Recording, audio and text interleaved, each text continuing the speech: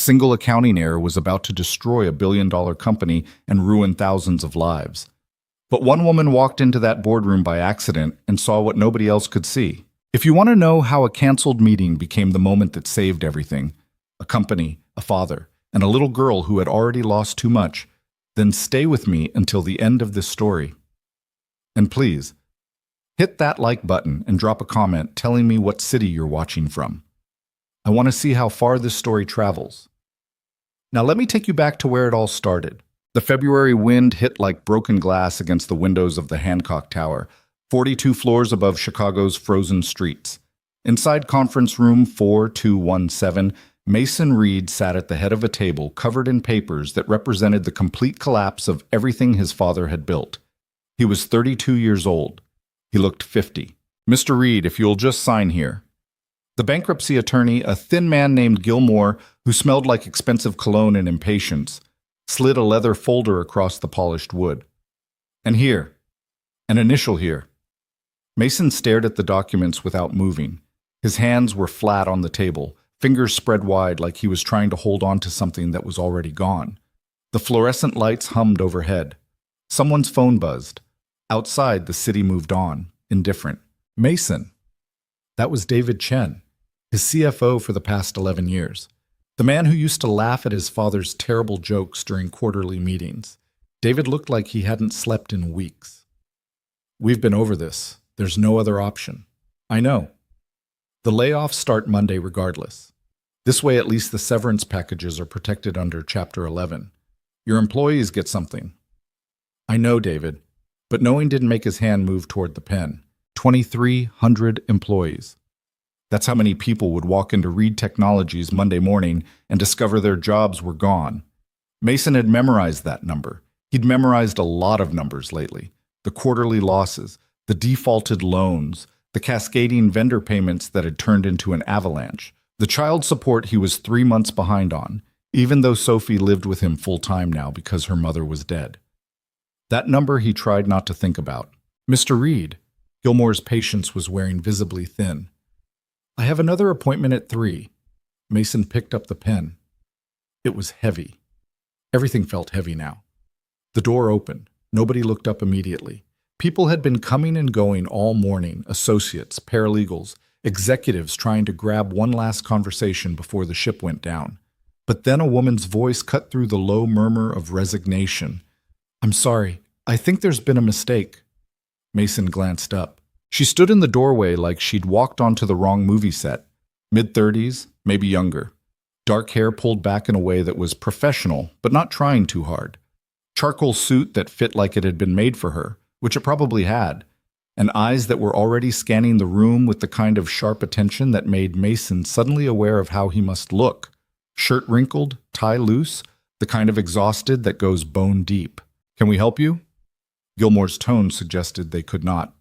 "I'm Victoria Hayes. I had a meeting scheduled with Mason Reed at 1:30 to discuss the merger proposal between Hayes Industries and Reed Technologies." She checked her phone, frowned. "But I'm getting an email that says it's been canceled?" The room went very quiet. David Chen closed his eyes. "Oh, Christ, I forgot to—" "There is no merger, Ms. Hayes." Gilmore stood, already moving to usher her out. "As you can see, we're in the middle of bankruptcy proceedings. I'm sure you understand. I flew in from San Francisco this morning." "Yes, well, unfortunate timing." Victoria Hayes didn't move toward the door. Instead, she took 3 steps into the room, her attention now locked on the financial statements spread across the conference table. Mason watched her eyes move across the numbers with the kind of focus he associated with surgeons and card counters.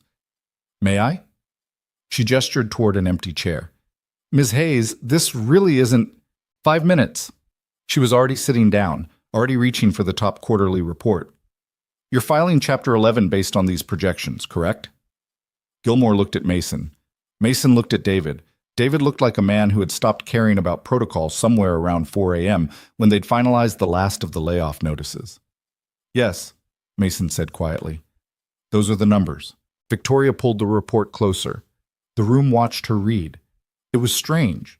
Mason had been surrounded by lawyers and accountants and consultants for months now, all of them reviewing the same documents, and none of them had looked at the papers the way this woman did. like she was reading a story instead of data, like the numbers were trying to tell her something. 30 seconds passed. 60. Her finger stopped on a line item halfway down page 7. Who prepared these statements? Our accounting firm, David said. Milstein and Associates. They've been our auditors for... This number is wrong. The room shifted. Gilmore actually laughed, a short bark of disbelief. Ms. Hayes, I appreciate your concern, but these statements have been reviewed by... This depreciation schedule. Victoria turned the page toward David, her finger tapping a column of figures. It's calculating asset depreciation on your manufacturing equipment based on a 7-year cycle. Yes, that's standard for... Your equipment is specialized semiconductor fabrication machinery. The depreciation cycle for that category is 15 years, not 7. Whoever entered this used the wrong asset classification code. David frowned. He pulled the report toward himself, squinting at the numbers. No, that can't be right. We've been using this schedule for... How long? 18 months, since we upgraded the plant in Schaumburg. Victoria was already pulling up something on her phone, her fingers moving fast. IRS Publication 946, Table B1. Semiconductor manufacturing equipment falls under Asset Class 36.11. MACRS recovery period is 15 years. If you've been depreciating on a 7-year schedule, you've been overstating your losses by... She paused, calculating. Roughly $8.4 million per quarter. The number hit the room like a physical thing. That's impossible, Gilmore said flatly. We have professional auditors who made a mistake. Victoria looked up at Mason for the first time, and her eyes were absolutely certain. It happens more often than you'd think, especially during system migrations. Someone enters the wrong code in the asset management software, and every calculation downstream compounds the error. Your losses aren't nearly as bad as these statements show. Mason felt something twist in his chest, something that might have been hope, or might have been the last bit of strength he had left breaking apart. We've reviewed these numbers dozens of times, he said. His voice came out rough. If there was an error that big, someone would have caught it. Everyone was looking at the totals. I'm guessing nobody went back to verify the underlying classification codes. Victoria turned to David. Do you have access to your fixed asset ledger from here? David was already opening his laptop, his hand shaking slightly. Give me a second. The room held its breath. Mason watched David's face as he pulled up the files, watched the color drain out of it, watched his CFO's mouth open and close twice before any sound came out. Jesus Christ, David whispered. She's right. The code is 00.12 instead of 36.11. It's been wrong since the Schaumburg upgrade. Every monthly depreciation calculation since then has been using the wrong schedule. Gilmore grabbed the laptop, staring at the screen like it had personally betrayed him. 2 of the junior associates crowded around behind him. Someone said something about running revised projections. Someone else was already on their phone. Mason couldn't move. He was staring at Victoria Hayes, this woman who had walked into his company's funeral by accident and just, what? Saved it? 2,300 people were supposed to lose their jobs on Monday. His father's legacy was supposed to disappear into bankruptcy court and liquidation auctions, and this stranger had found a mistake. One mistake. How bad is it really? Mason heard himself ask. The company. If the numbers are corrected. David was typing frantically, pulling up spreadsheets, his eyes scanning lines of data. If we recalculate with the correct depreciation schedule, if we adjust the quarterly reports back 18 months and restate the losses. He stopped, swallowed. We're still in trouble. We're still operating at a loss, but we're not drowning. It's manageable. It's survivable, Victoria said quietly.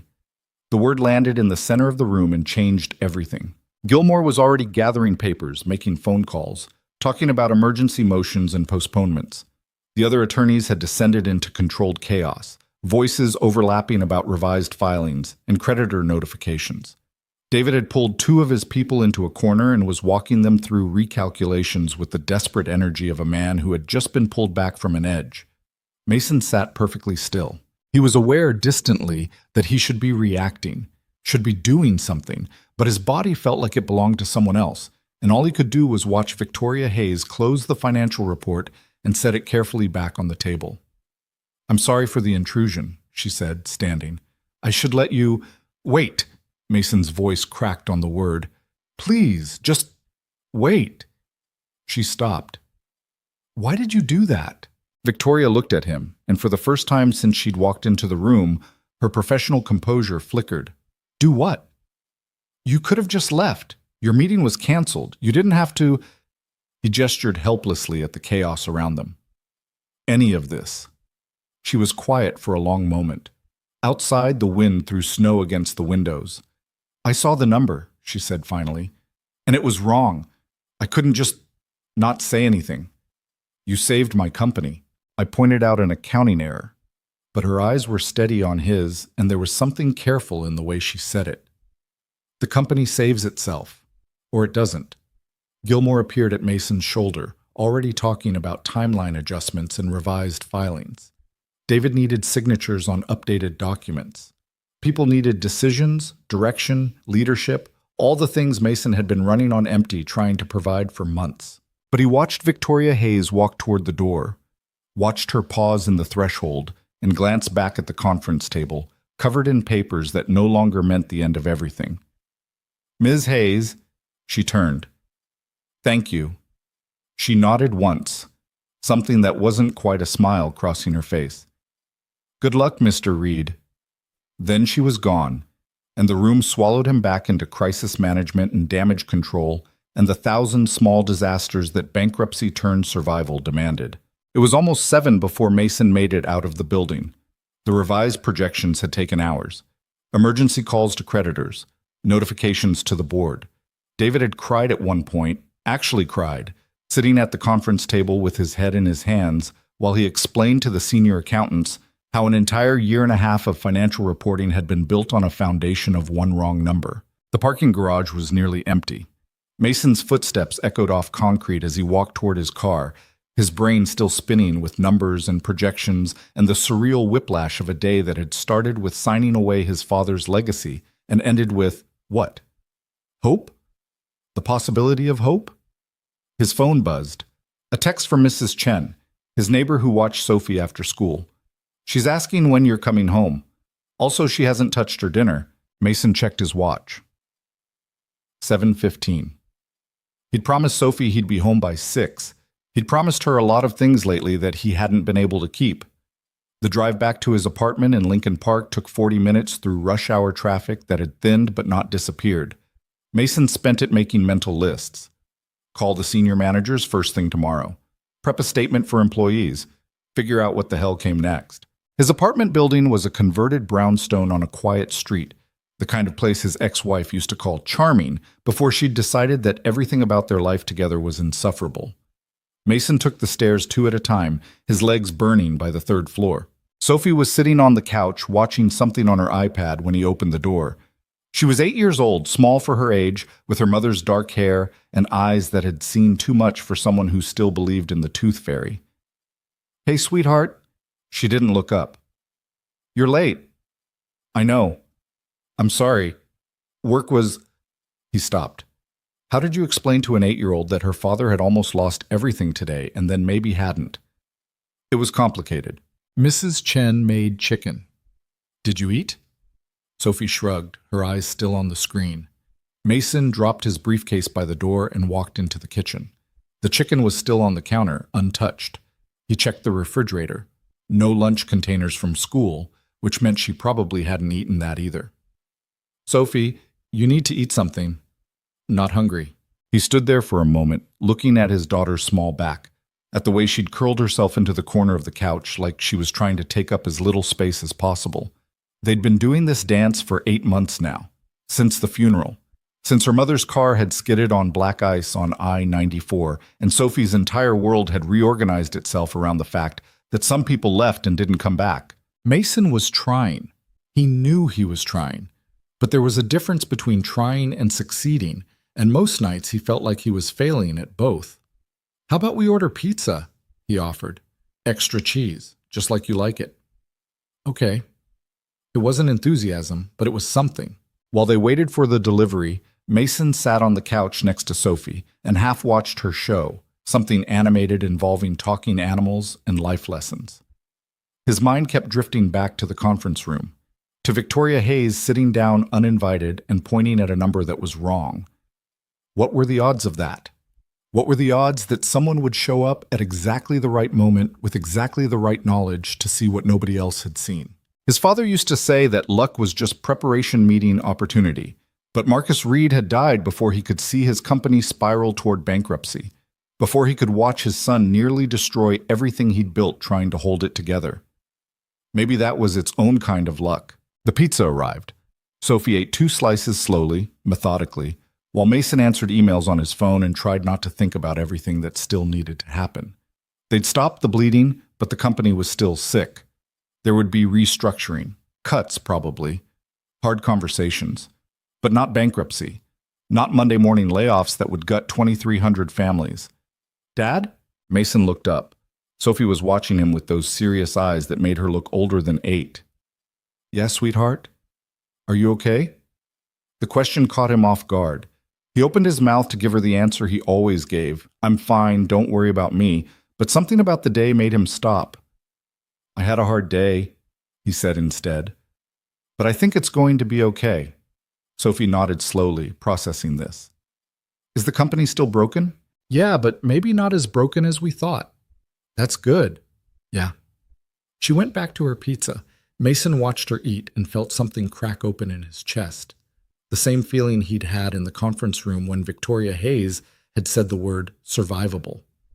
Like maybe the future wasn't just an endless series of disasters waiting to happen. Like maybe there was a version of this story where things actually worked out. It was a dangerous thing to feel. Hope. The next morning, Mason was back in his office by 6 a.m. The building was quiet, just security guards and a few early maintenance staff. He liked it this way, the calm before everyone else arrived and needed things from him. David had sent him the revised financial projections at midnight. Mason had read them twice, made coffee, read them again. The numbers were better. Not good exactly, but survivable. They'd need to restructure some debt. There would still be cuts, but the company could make it through this. His phone rang at 7. Unknown number. Mason Reed. Mr. Reed, this is Victoria Hayes. He sat up straighter, caught off guard. Miss Hayes, hello? I hope I'm not calling too early. I wanted to follow up on yesterday. Her voice was professional, composed. I've been thinking about Reed Technologies' situation, and I'd like to discuss the possibility of Hayes Industries providing some support during your restructuring. Support? A short-term credit line to help stabilize your vendor relationships while you work out the debt restructuring. And potentially some consulting resources, people from my team who specialize in manufacturing operations and supply chain optimization. Mason was quiet for a moment, trying to process this. Why would you do that? Because I think your company is worth saving, and because... She paused, and for the first time her professional tone shifted into something more personal. Because I made some calls last night. I wanted to understand what Reed Technologies actually does, beyond the financial statements. Do you know what I found? What? You employ more veterans than any other tech manufacturer in the Midwest. Your employee retention rate is 15% higher than industry average. You've never had a major safety violation. 3 years ago, you kept your entire workforce on payroll through a 6-month factory renovation instead of doing temporary layoffs. She paused. You're running a good company, Mr. Reed, the kind that's become rare. Mason didn't know what to say to that. I'm not offering charity, Victoria continued. This would be a business arrangement with clear terms and expectations. But I think we could help each other. I need to talk to my board. Of course. I'm in Chicago until tomorrow afternoon. If you'd like to meet and discuss details, I'm available. They set a time for later that morning. After they hung up, Mason sat at his desk and stared out the window at the city waking up below. The sun was coming up behind the buildings, turning the sky orange and pink. His father used to sit in this same chair and talk about responsibility, about how running a company wasn't just about profit margins and shareholder returns. It was about the people who showed up every day and trusted you to make decisions that affected their lives. Don't forget that, Marcus used to say. The numbers matter, but the people matter more. Mason had been so focused on the numbers lately that he'd almost forgotten everything else. At 9 a.m., he called an emergency meeting with his senior leadership team. 15 people crowded into the main conference room, department heads, managers, the core group that had been running on fumes trying to keep the company operational while bankruptcy loomed. "I need to tell you something," Mason started. "Yesterday we were hours away from filing Chapter 11. This morning we're not, and I need to explain what changed." He walked them through it, the accounting error, Victoria Hayes showing up by accident, the revised projections, the tentative offer of support from Hayes Industries. The room was silent when he finished. Finally, Janet Rodriguez, his VP of Operations, spoke up. "So we're not doing layoffs Monday?" "No." "We're not bankrupt?" "No." "What the hell are we then?" Mason almost laughed. "Honestly, I don't know yet, but we're still here." The relief in the room was physical. Someone's hands were shaking. Someone else had their eyes closed. David Chen looked like he might pass out. "There's still work to do," Mason said quickly.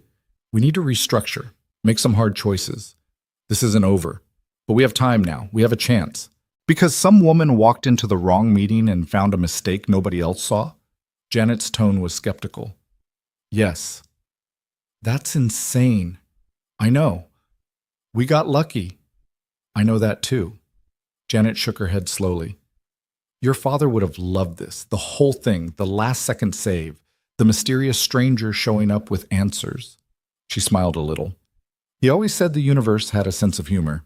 Mason thought about his father's office, untouched since the day he died.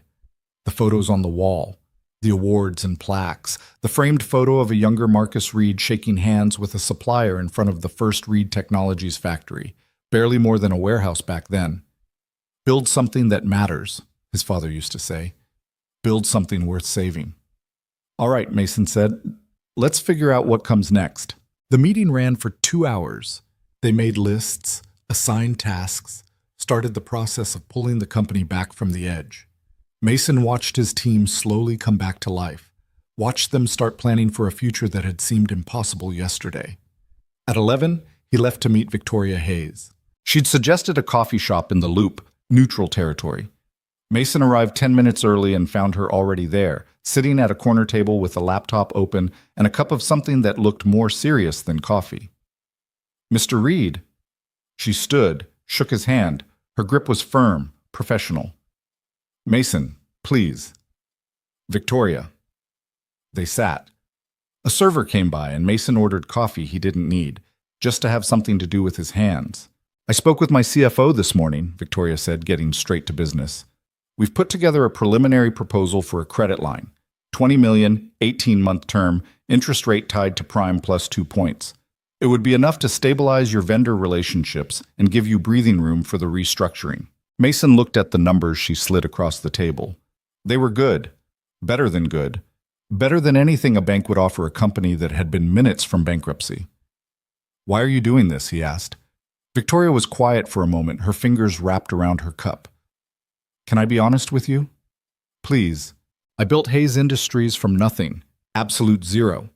I was 24 years old with a business plan and enough arrogance to think I could compete with companies that had been around for decades." She looked up at him. "Do you know how many people told me I would fail?"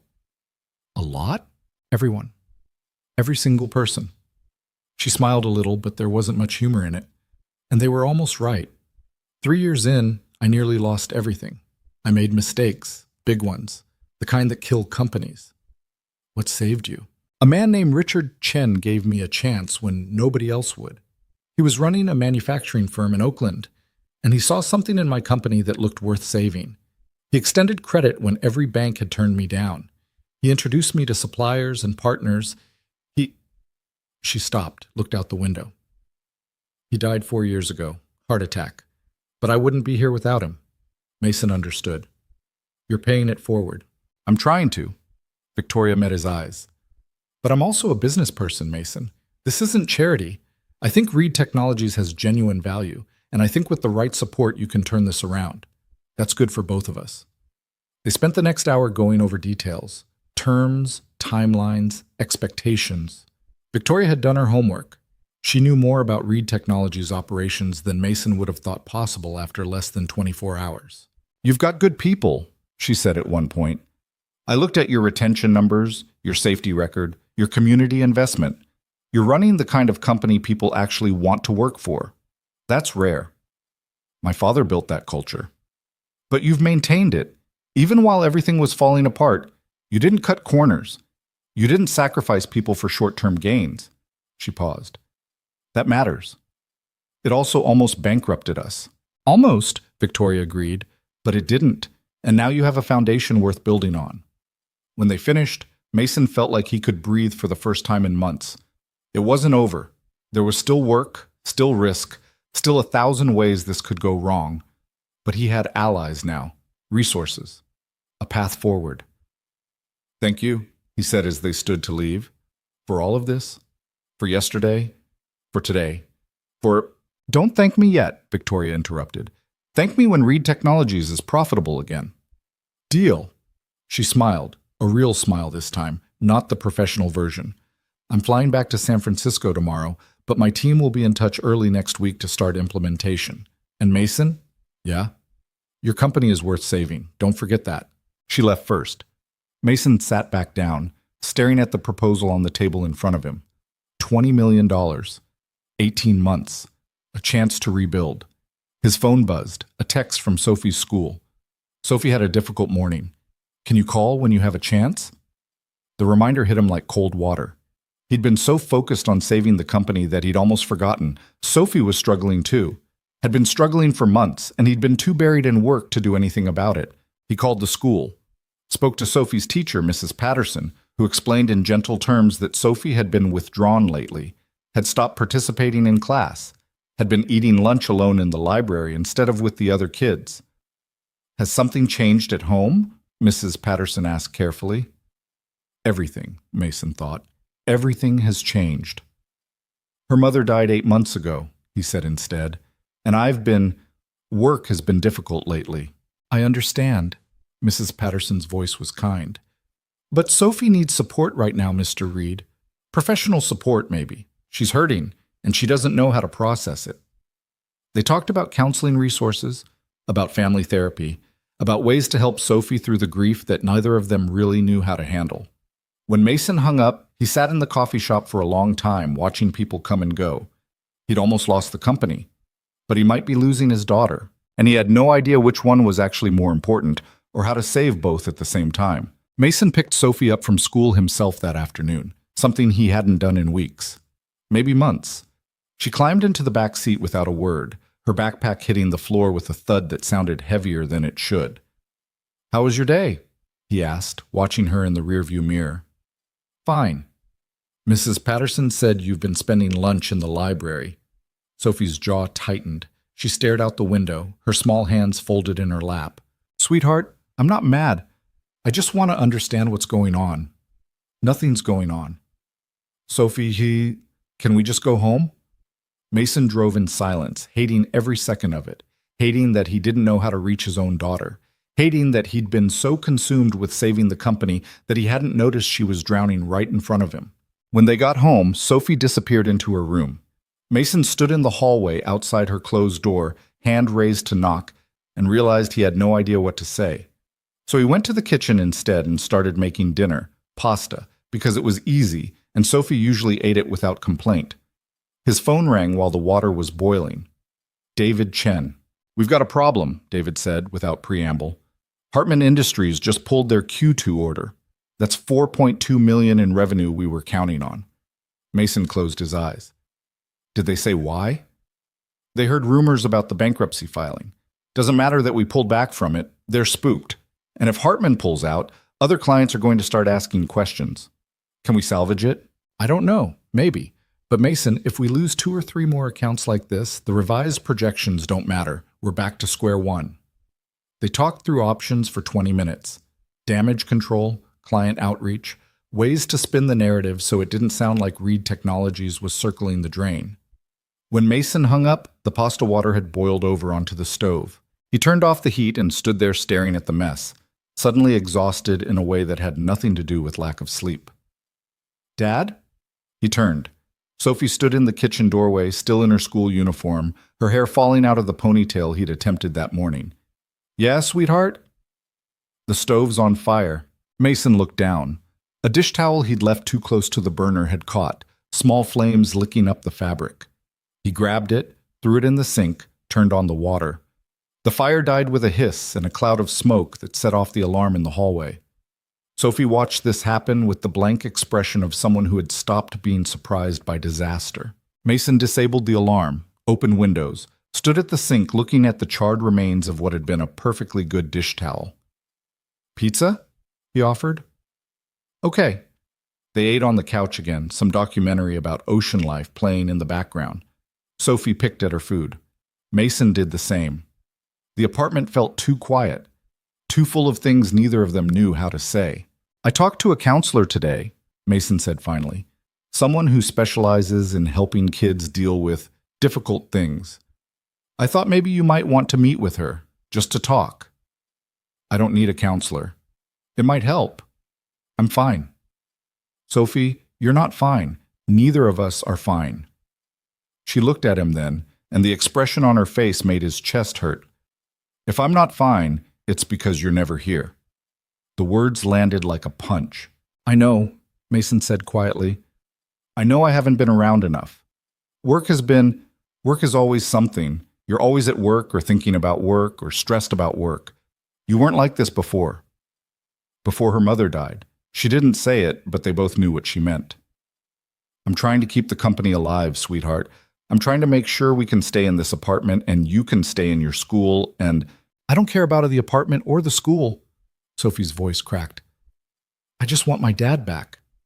Mason set down his pizza, pulled Sophie close even though she went stiff in his arms. "I'm right here." "No, you're not." And she was right. He wasn't.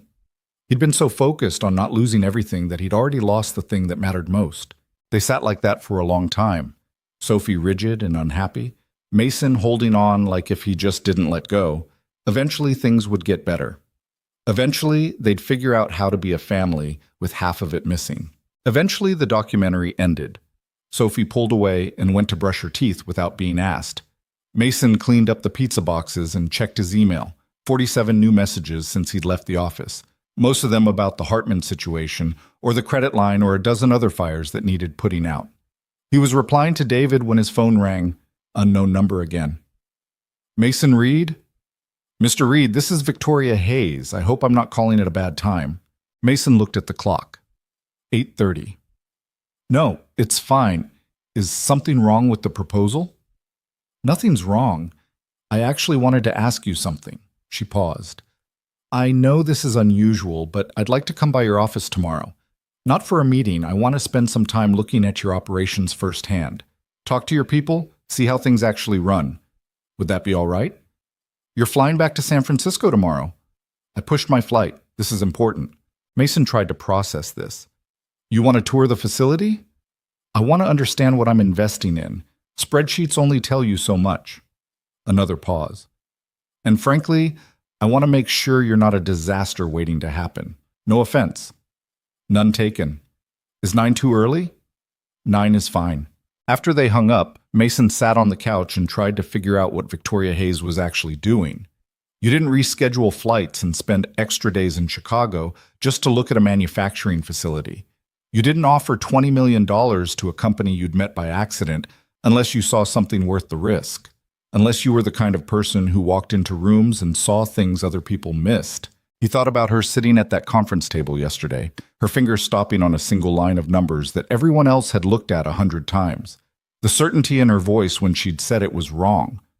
What kind of person did that? The next morning, Victoria showed up at Reed Technologies at 8:55, wearing dark jeans, a blazer, and boots that looked like they'd actually been walked in. Mason met her in the lobby, suddenly aware of how tired he looked compared to her put-together competence. "Thank you for making time for this," she said. "I should be thanking you." Again. She smiled slightly. "Let's call it even and start the tour."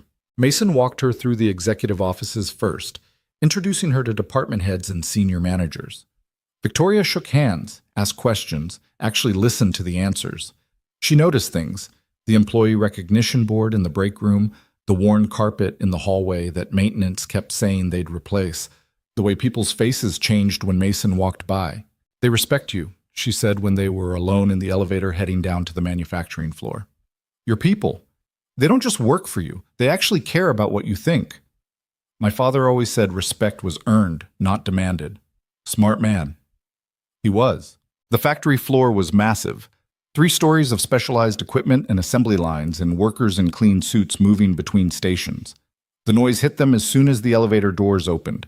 Machinery humming, tools clicking, the general chaos of production. Mason introduced Victoria to the floor supervisor, a woman named Carmen, who'd been with the company since before Mason was born. Carmen took them through the production line, explaining processes and safety protocols and efficiency metrics with the kind of pride that came from actually giving a damn about the work. Victoria asked questions Mason had never thought to ask, about worker rotation schedules and equipment maintenance intervals and how they handled quality control failures. She watched the assembly process with the same intense focus she'd brought to the financial statements, like she was trying to see past the surface to what actually made things work.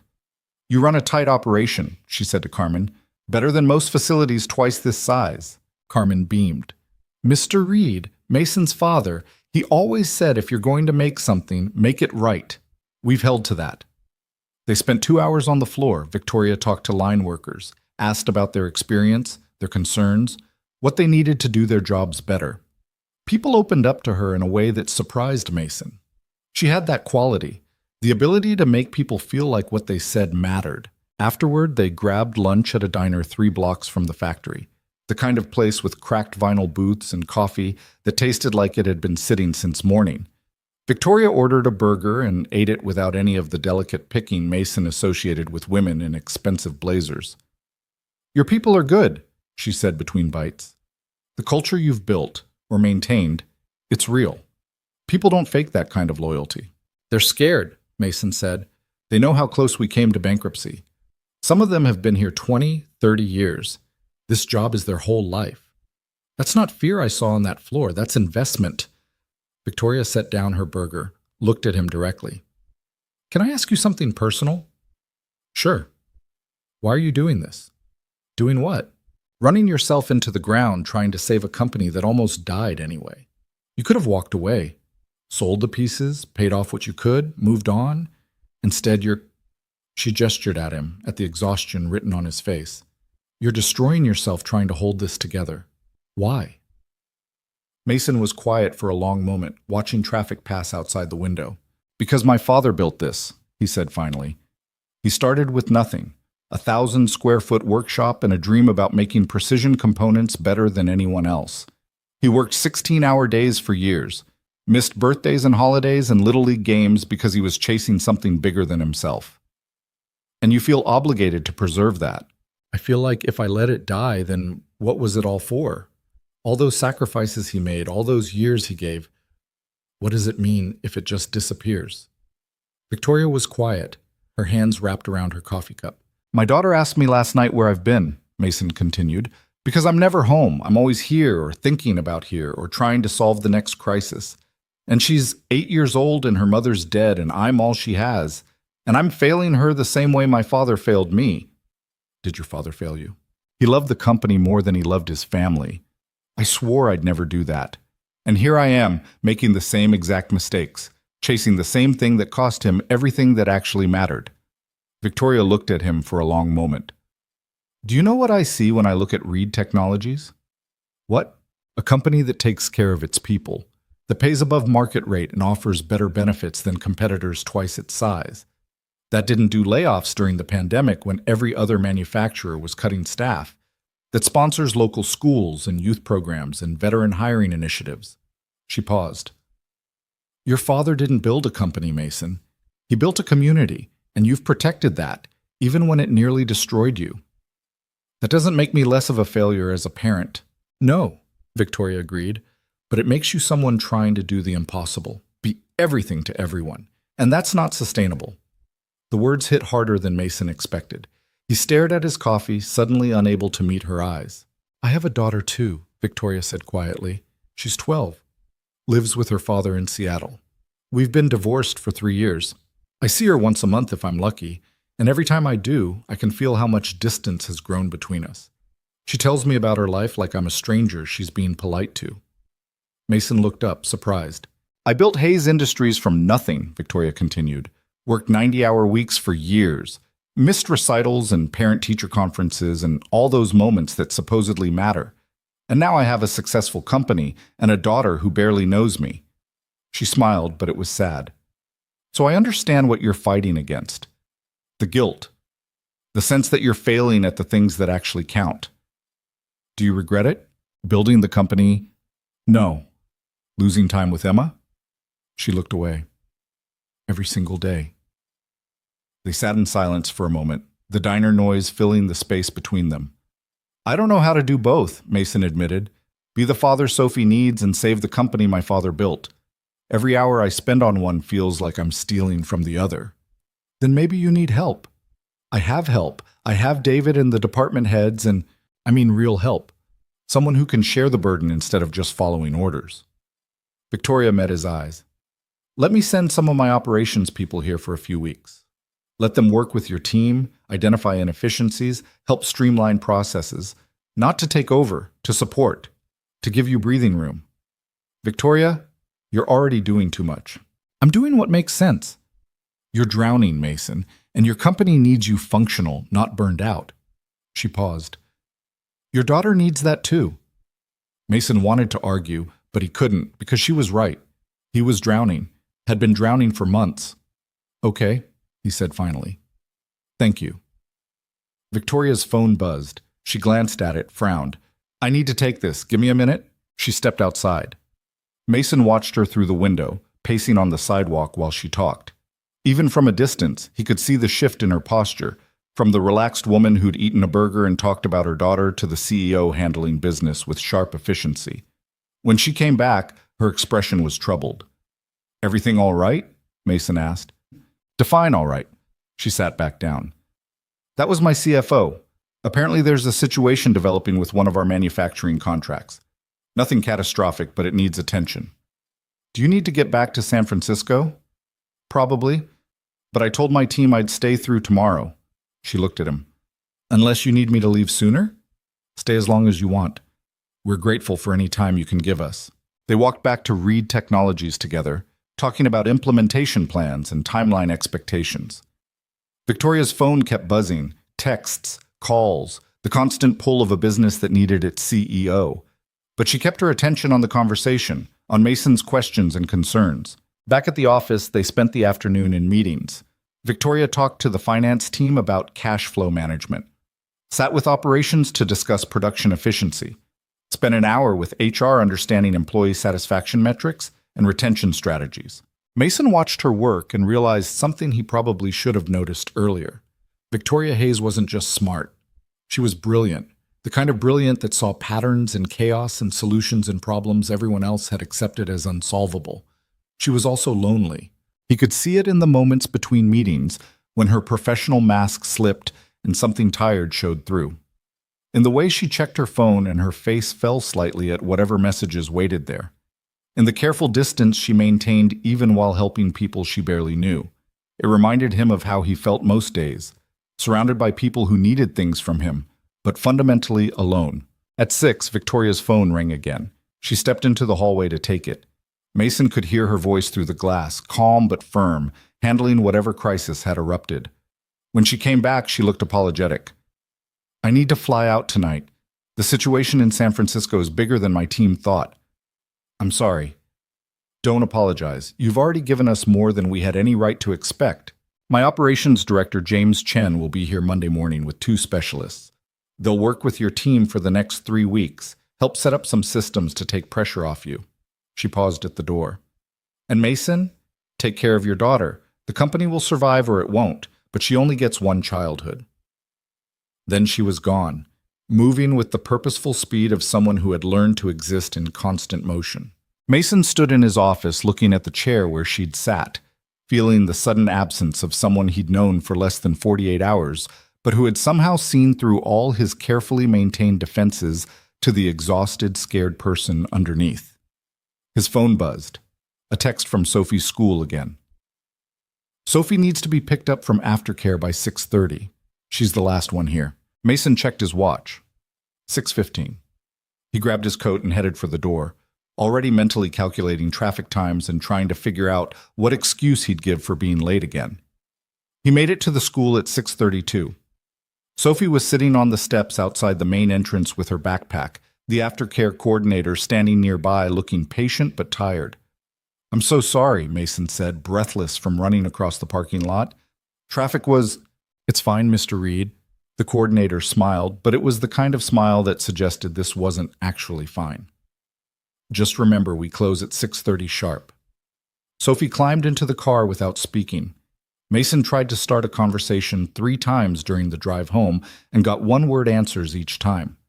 By the time they pulled into their apartment parking lot, he was ready to scream from frustration. Inside, Sophie dropped her backpack and headed for her room.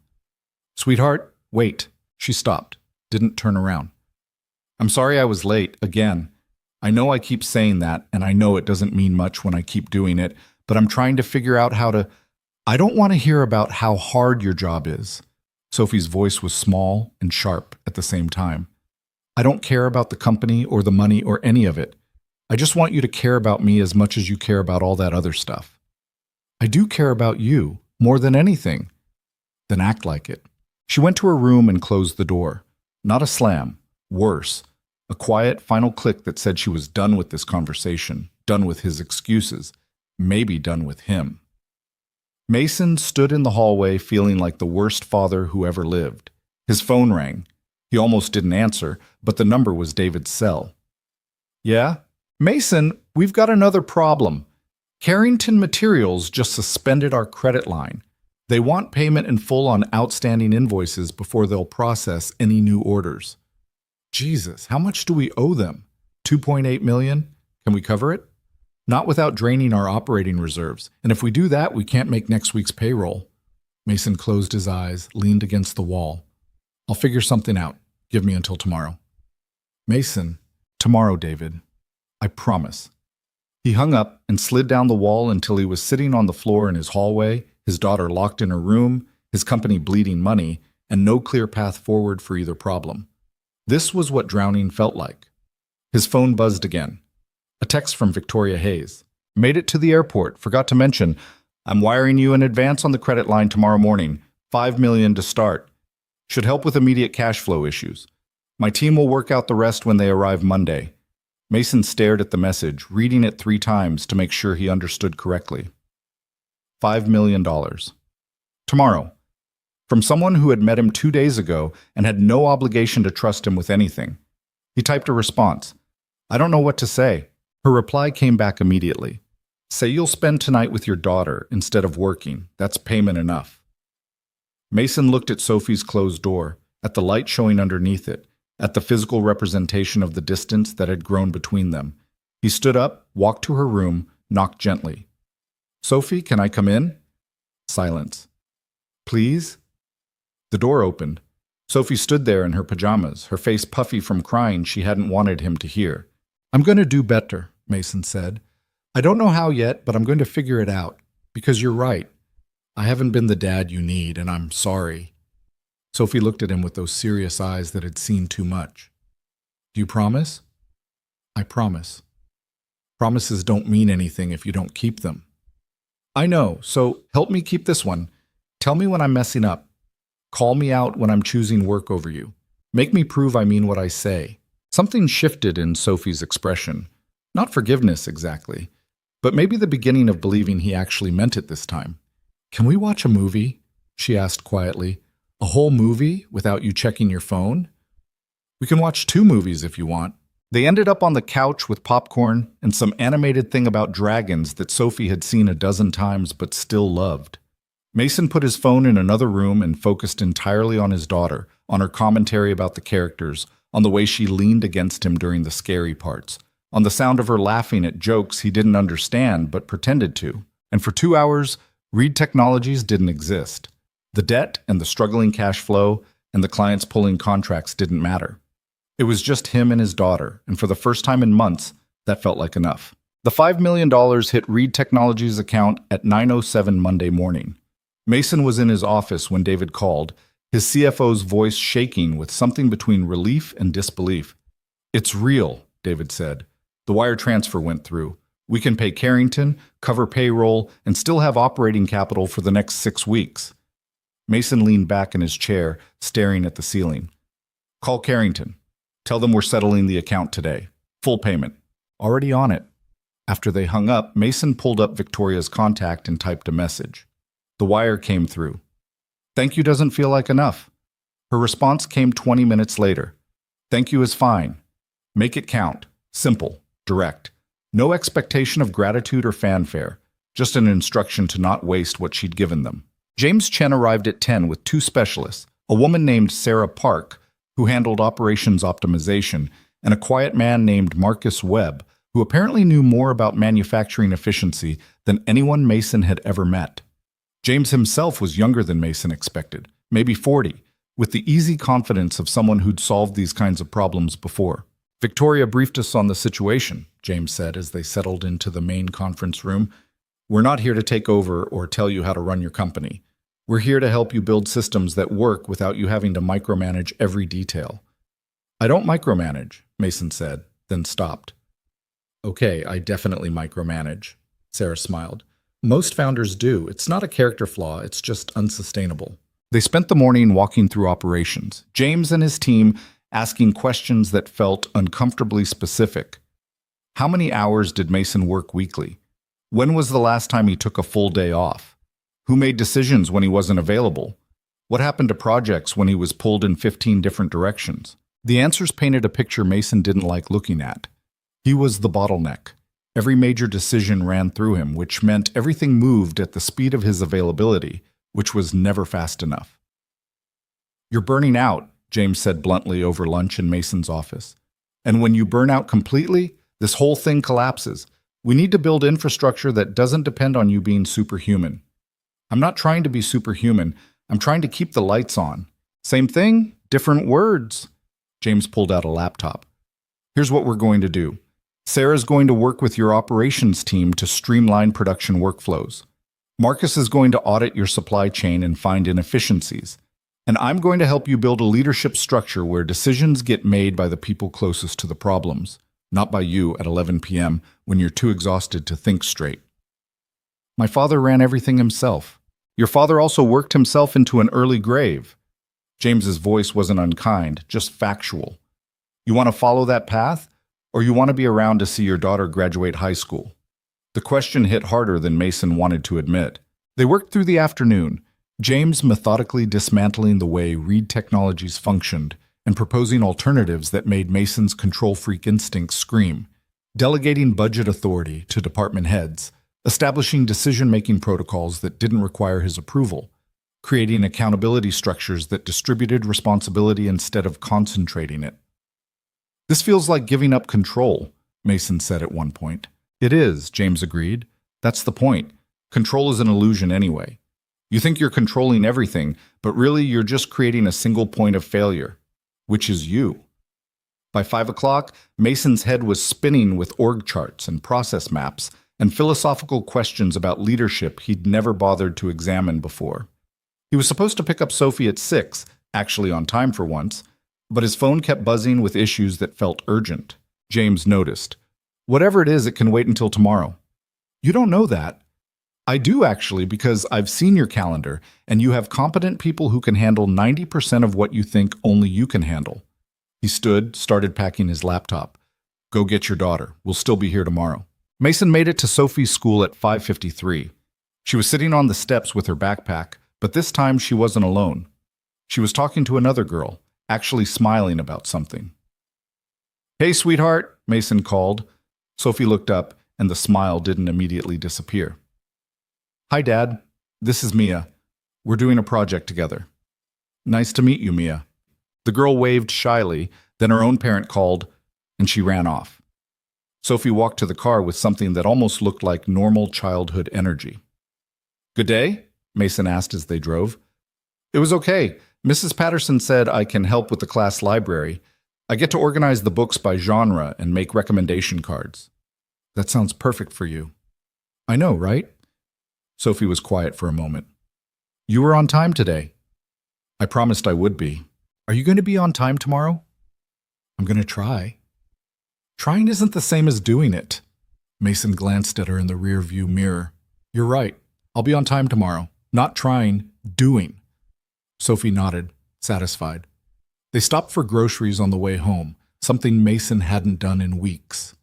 Usually he just ordered delivery or grabbed whatever was fastest.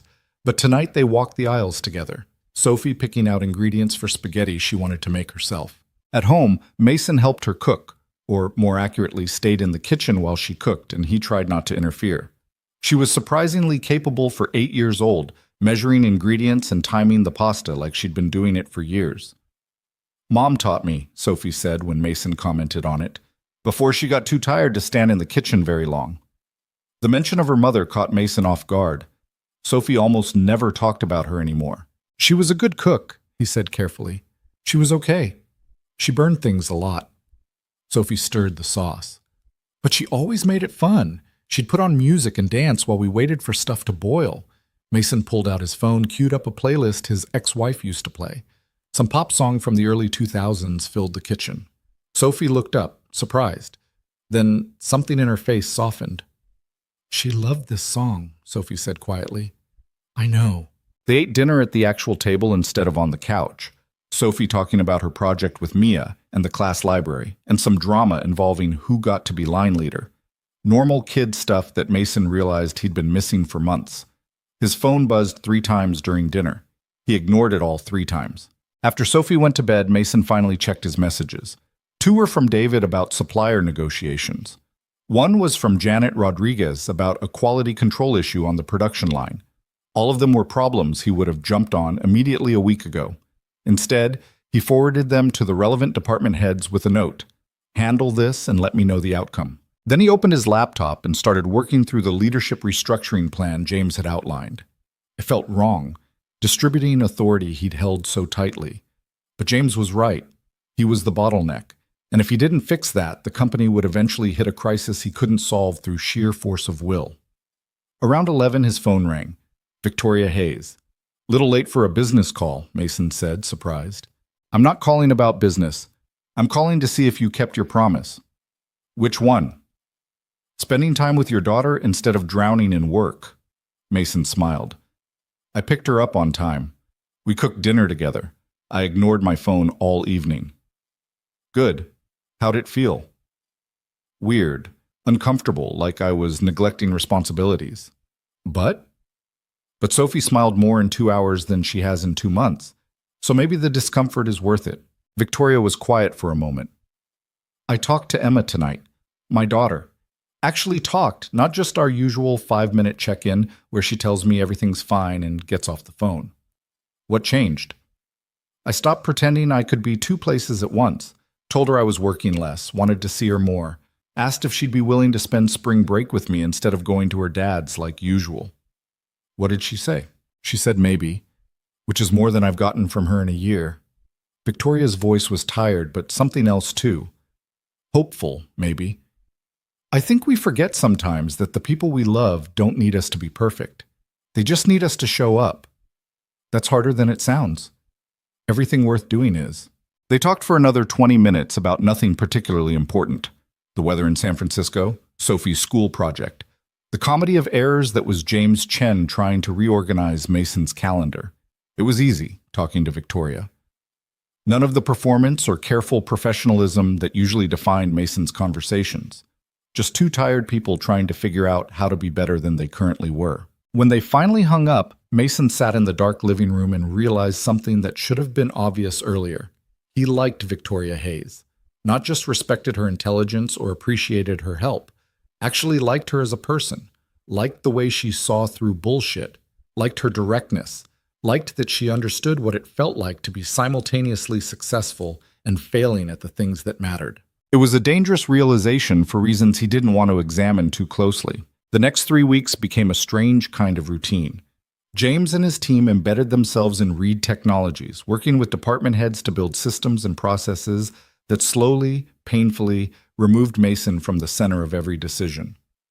Sarah spent hours with Carmen on the production floor, finding bottlenecks and inefficiencies that had been invisible to people too close to the work. Marcus rewrote their entire supply chain strategy, identifying vendors who were charging premium prices for standard components. The changes were working. Operating costs dropped 12%. Production efficiency improved. Decision-making happened faster because people weren't waiting for Mason's approval on everything. And Mason hated it. Not the results. The results were undeniably good. But the process of letting go felt like admitting he wasn't essential. Like the company his father had built could function fine without him micromanaging every detail. "You look miserable," David observed one afternoon, finding Mason staring at reports in his office. "I'm not miserable. You've been frowning at those numbers for 20 minutes. Either you're miserable or you've forgotten how faces work." Mason set down the report. "The company's doing better. I should be happy." "But you're not." "I feel useless, like I'm being slowly fired from my own company." David sat down across from him. "You know what I see? A CEO who's actually getting to be a CEO instead of a stressed-out emergency responder putting out fires 18 hours a day. You're thinking strategically now instead of just reacting to whatever crisis is loudest. It doesn't feel like leading. That's because you've confused control with leadership. They're not the same thing." David leaned back. "Your father, and I loved Marcus like a brother, you know that, but he made the same mistake. He thought being in charge meant being involved in everything, and it killed him, literally, the stress and the hours and the weight of carrying everything alone." "I'm not my father." "No, you're worse, because you watched what it cost him and you're doing it anyway." David's voice was gentle but firm.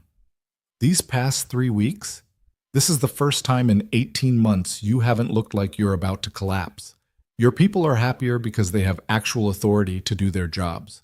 And I'm guessing Sophie's happier because her dad's actually present." Mason thought about Sophie at dinner last night, explaining her library system with the kind of enthusiasm that only 8-year-olds could manage for organizational systems. About how she'd asked him to help with homework without that careful hesitation, like she was afraid he'd be too busy or too tired. "She is happier," he admitted. "Then maybe consider that what James and his team are doing isn't taking away your company. Maybe they're giving it back to you." Before Mason could respond, his phone buzzed. A text from Victoria. "James says you're resisting the changes. Stop it. Let people do their jobs." Mason showed David the message. His CFO laughed. "I like her. She doesn't pull punches. She's terrifying. She saved your company and she's trying to save you from yourself. That's not terrifying. That's a miracle." Mason typed back, "I'm not resisting. I'm adjusting." Victoria's response came immediately. "Adjusting looks a lot like hovering. James says you've second-guessed 3 decisions this week that you should have let stand. They were bad decisions. They were fine decisions that weren't exactly what you would have done. There's a difference." Mason stared at his phone, knowing she was right and hating it. "How's it going with Emma?" he typed, changing the subject. "She's coming for spring break, 2 weeks. I'm terrified." "Why terrified?" "Because I haven't had her for 2 weeks straight since the divorce. What if we run out of things to talk about? What if she realizes how much better her life is without me in it constantly?" Mason understood that fear. The worry that the people you loved were better off without you, that you'd broken things too badly to fix. You won't run out of things to talk about, and she won't be better off without you, trust me. That's optimistic for someone who sounds miserable in all my conversations with James. "I'm not miserable. I'm adjusting." "Sure you are." Despite everything, Mason smiled. There was something comforting about Victoria's refusal to let him bullshit himself. Most people in his life either enabled his worst habits or were too polite to call them out. Victoria did neither. That evening, Mason made it home by 6 again. Sophie was doing homework at the kitchen table, papers spread everywhere in a system that made sense only to her. "How was school?" he asked. "Good. Mia and I finished our project. Mrs. Patterson says it's the best one in the class." "That's great, sweetheart." Sophie looked up at him, something careful in her expression. "Can I ask you something?" "Of course." "Are you happy now? Like, happier than you were before?" The question caught Mason completely off guard. "What do you mean?" "You've been home more, and you don't look so tired all the time, and you're not checking your phone during dinner." She twisted her pencil between her fingers. "Is it because work is better, or because you're trying harder with me?" Mason sat down across from her, pushing aside a math worksheet to meet her eyes. "Both, I think. Work is better because some smart people are helping us fix problems I couldn't fix alone. And I'm trying harder with you because I finally realized that nothing at work matters if I lose you." "You're not going to lose me. I live here." I don't mean physically lose you. I mean, he struggled to find the right words. I mean losing the relationship, the closeness, the part where we actually know each other and talk about things that matter. Sophie was quiet for a long moment. I like this better. When you're actually here. Me too. Can it stay like this? I'm going to try to make it stay like this. Promise? Mason thought about all the promises he'd made and broken over the past year. All the times he'd said things would change and then let work consume him again. I promise, he said. And if I start slipping, you tell me. Deal? Deal. They shook on it, Sophie's small hand serious in his. Then she went back to her homework and Mason started dinner. And the evening unfolded with the kind of ordinary routine that felt almost revolutionary after months of chaos. Around 9, after Sophie was asleep, Mason's phone rang. David. We have a situation. Mason's stomach dropped. What kind of situation? Hartman Industries reached out. They want to talk about possibly reinstating their Q2 order. But there's a complication. What complication? They've been approached by Apex Manufacturing with an offer to fulfill the contract at 15% below our quote. They want to know if we can match it. Mason pulled up the Hartman numbers on his laptop. We can't match that price and maintain our margins. We'd be operating at a loss. I know. But if we lose Hartman entirely, that's still $4.2 million in revenue we need to replace. What do you think we should do? There was a pause. David seemed surprised by the question. You're asking me? You're the CFO. This is a financial decision. What's your recommendation? Another pause, longer this time. I think we let Hartman go. We can't build a sustainable business by undercutting ourselves on price. And if Apex is willing to work at those margins, either they're desperate or they're not calculating costs correctly. Either way, that's not competition we need to chase. Mason thought about it, running through scenarios in his head. A few weeks ago, he would have panicked, would have tried to find some way to keep the contract, to not lose the revenue. But James and his team had shown him the actual numbers. Reed Technologies didn't need to be everything to everyone. They needed to be excellent at what they did for clients who valued that excellence. I agree, Mason said. Draft a response thanking Hartman for the opportunity, but declining to match Apex's pricing. Position it as a quality issue. We can't deliver our standard of work at that price point. You're sure? No, but I trust your analysis, and I'd rather build something sustainable than chase contracts that don't make financial sense. After they hung up, Mason sat with the discomfort of that decision. It was the right call. He knew it was the right call, but it still felt like losing. His phone buzzed. Victoria. Heard about the Hartman situation. Good call, letting it go. How did you hear about that already? James keeps me updated, and I have my sources. Are you spying on my company? I'm protecting my investment. There's a difference. Mason smiled despite himself. The decision makes me nervous. All good decisions do. If you're comfortable, you're probably not pushing hard enough. Is that from a management book? It's from experience. I've made a lot of uncomfortable decisions. Most of them worked out. And the ones that didn't? Taught me more than the ones that did. They texted back and forth for a while, the conversation drifting from business to other things. Victoria told him about her plans for Emma's visit. Activities she'd researched, restaurants she thought a 12-year-old might actually enjoy.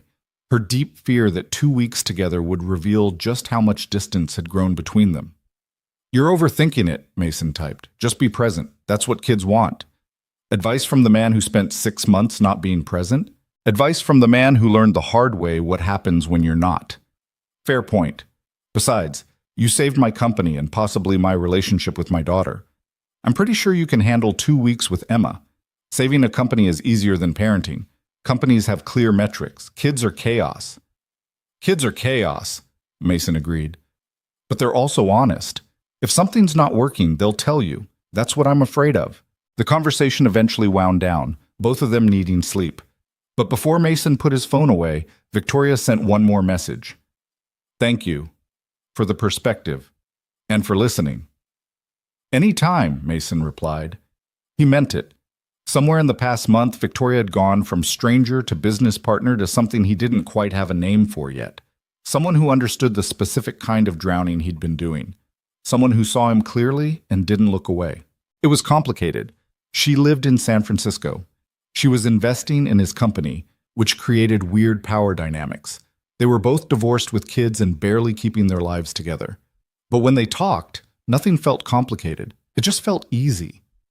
Dangerous, Mason thought, but maybe the good kind of dangerous. The kind that meant something might actually change. The call came at 6:15 on a Tuesday morning, 3 weeks after James and his team had finished their initial assessment. Mason was making breakfast, actual breakfast, not just grabbing a protein bar on his way out the door, when his phone lit up with David's number. "Please tell me this isn't bad news," Mason said by way of greeting. "Define bad." David's voice was tight. "Apex Manufacturing just announced they're acquiring Hartman Industries. The press release went out 20 minutes ago." Mason set down the spatula. "What?" "Full acquisition, cash deal, closing in 60 days. And here's the fun part. The announcement specifically mentions integrating Hartman's vendor relationships into Apex's existing supply chain, meaning they're going to push out everyone who wouldn't play ball on pricing, meaning they're coming after our other clients next. Apex isn't just a competitor anymore, Mason. They're actively trying to destroy us." Sophie wandered into the kitchen in her pajamas, rubbing sleep from her eyes. Mason forced his voice to stay calm. "How many of our current clients also work with Hartman?" 7, representing about 32% of our annual revenue. "Call an emergency leadership meeting for 8. I'll be there by 7:30. After he hung up, Sophie was watching him with those two observant eyes. "Is work bad again?" "Work is complicated," Mason said, trying to sound reassuring. "But it's going to be okay. You always say that. Because it's always true. Eventually." He got Sophie ready for school on autopilot, his mind already running through scenarios. Apex Manufacturing was a regional player, about twice Reed Technologies' size, known for aggressive pricing and even more aggressive business practices. If they'd acquired Hartman specifically to leverage those vendor relationships, it meant someone over there had decided Reed Technologies was worth eliminating as competition. Mason dropped Sophie at school 15 minutes early, kissed her forehead, and promised he'd be on time for pickup. She looked skeptical but didn't argue. The drive to the office took 20 minutes through early traffic. Mason spent it on the phone with Janet Rodriguez, getting her read on the situation. "Apex has been poaching our people," Janet said. 3 offers in the past month to engineers on the production floor. All of them turned it down, but it shows intent. They're trying to gut us from multiple angles. Looks that way. Question is, why now? We're not exactly a major threat. We're still recovering from almost going under. That was the question, wasn't it? Why would a larger company suddenly decide to eliminate a smaller competitor that wasn't even operating at full strength? Mason arrived at the office to find the senior leadership team already gathered in the main conference room. David had coffee going and financial reports spread across the table. Everyone looked worried. "Talk to me," Mason said, sitting down. "Worst case scenario." David pulled up a presentation. "If Apex successfully pressures our 7 shared clients to switch vendors, we lose 32% of revenue. We can absorb maybe half that loss through the efficiency gains from James's restructuring. The other half..." He paused. "We'd need to find new clients or make significant cuts." "How significant?" 15 to 20% of workforce. Maybe more. The number hit the room like a physical weight. These weren't abstract figures. These were Carmen and her team on the production floor. Janet's engineers, people who had families and mortgages and lives built around the assumption that Reed Technologies would keep existing. "We're not doing layoffs," Mason said flatly. "Mason, we almost went bankrupt rather than do layoffs. We're not starting now just because some competitor decided to play dirty." Janet leaned forward. "Then we need a strategy that doesn't depend on keeping clients who are about to get squeezed by their new parent company." "Agreed. Ideas?" The next hour was brutal.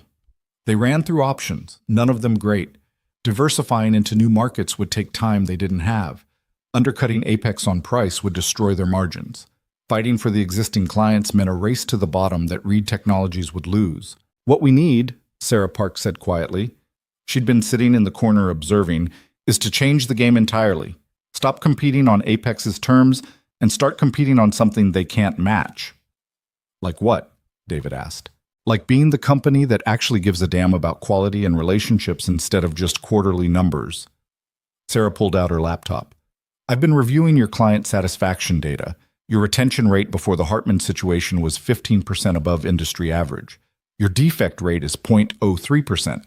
Your on-time delivery is 97%. These are numbers Apex can't touch because they're optimized for volume, not quality. Mason saw where she was going. So we double down on what makes us different. Exactly. Market to clients who value partnership over price. Companies doing high-precision work where failure costs more than savings. Medical devices, aerospace components, defense contracts. Sectors where quality isn't negotiable. That's a complete pivot from our current client base, Janet said. It's evolution, Sarah corrected. You've already got the capabilities. You're just currently selling to the wrong buyers. They spent another 2 hours mapping out what that pivot would look like. New business development, certification processes for medical and aerospace work, marketing that positioned Reed Technologies as the premium option, not the cost-effective one.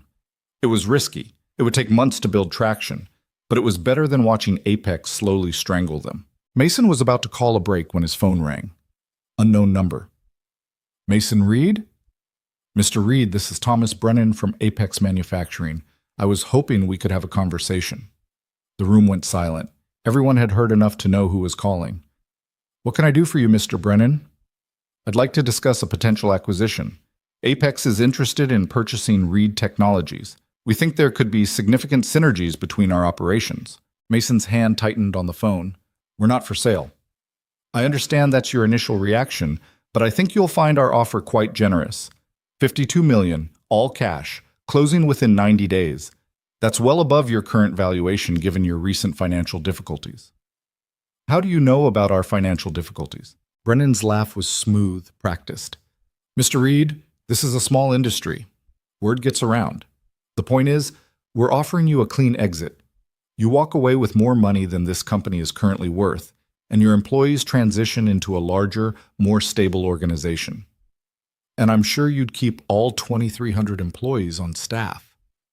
We'd retain key personnel, of course. There would be some redundancies eliminated, but that's standard for any acquisition. Some redundancies? You mean you'd gut the workforce and absorb the profitable pieces? I mean, we'd run an efficient operation. Look, Mr. Reed, I'm trying to do you a favor here. Apex is moving into your market space whether you like it or not. The Hartman acquisition is just the beginning. You can either sell now and walk away clean, or you can fight us and lose everything when your clients inevitably switch to a vendor with better resources and pricing. Mason looked around the table at his leadership team, at David, who'd been with the company since before Mason was born, at Janet, who'd turned down 3 job offers to stay through the bankruptcy crisis, at Carmen, who'd probably never worked anywhere else in her entire career. I appreciate the offer, Mason said, his voice steady. But Reed Technologies isn't for sale, not to you, not to anyone. You're making a mistake. That's my right. Have a good day, Mr. Brennan. He hung up. The room erupted. $52 million, David said. That's Jesus, Mason. That's more than the company's worth right now. I know.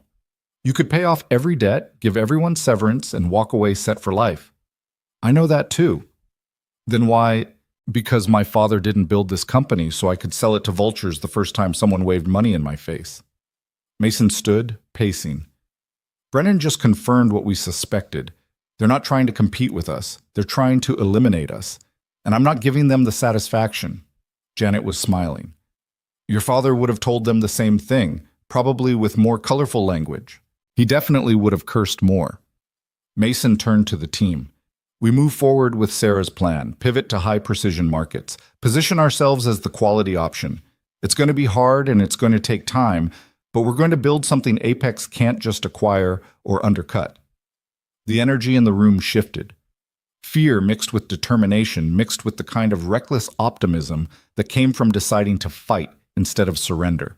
They worked through lunch, building out the strategic pivot. By 3 o'clock, Mason had a headache and a growing list of things that needed to happen immediately.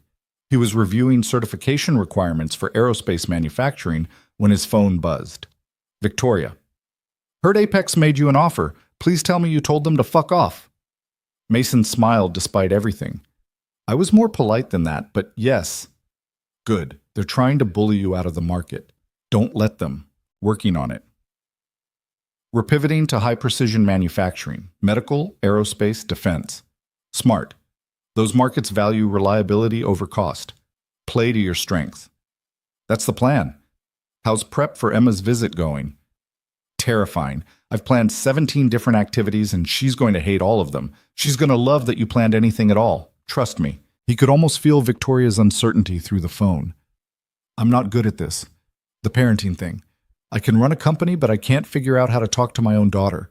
You're better at it than you think, and you're trying, which is more than a lot of parents do." There was a pause before her next message. "Can I ask you something?" "Always." "How do you do it?" "Balance the company and Sophie? Because from where I'm sitting, you're managing both and I can barely handle one." Mason thought about that.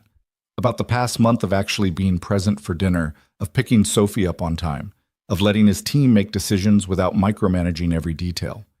"Badly," he typed. "I do it badly.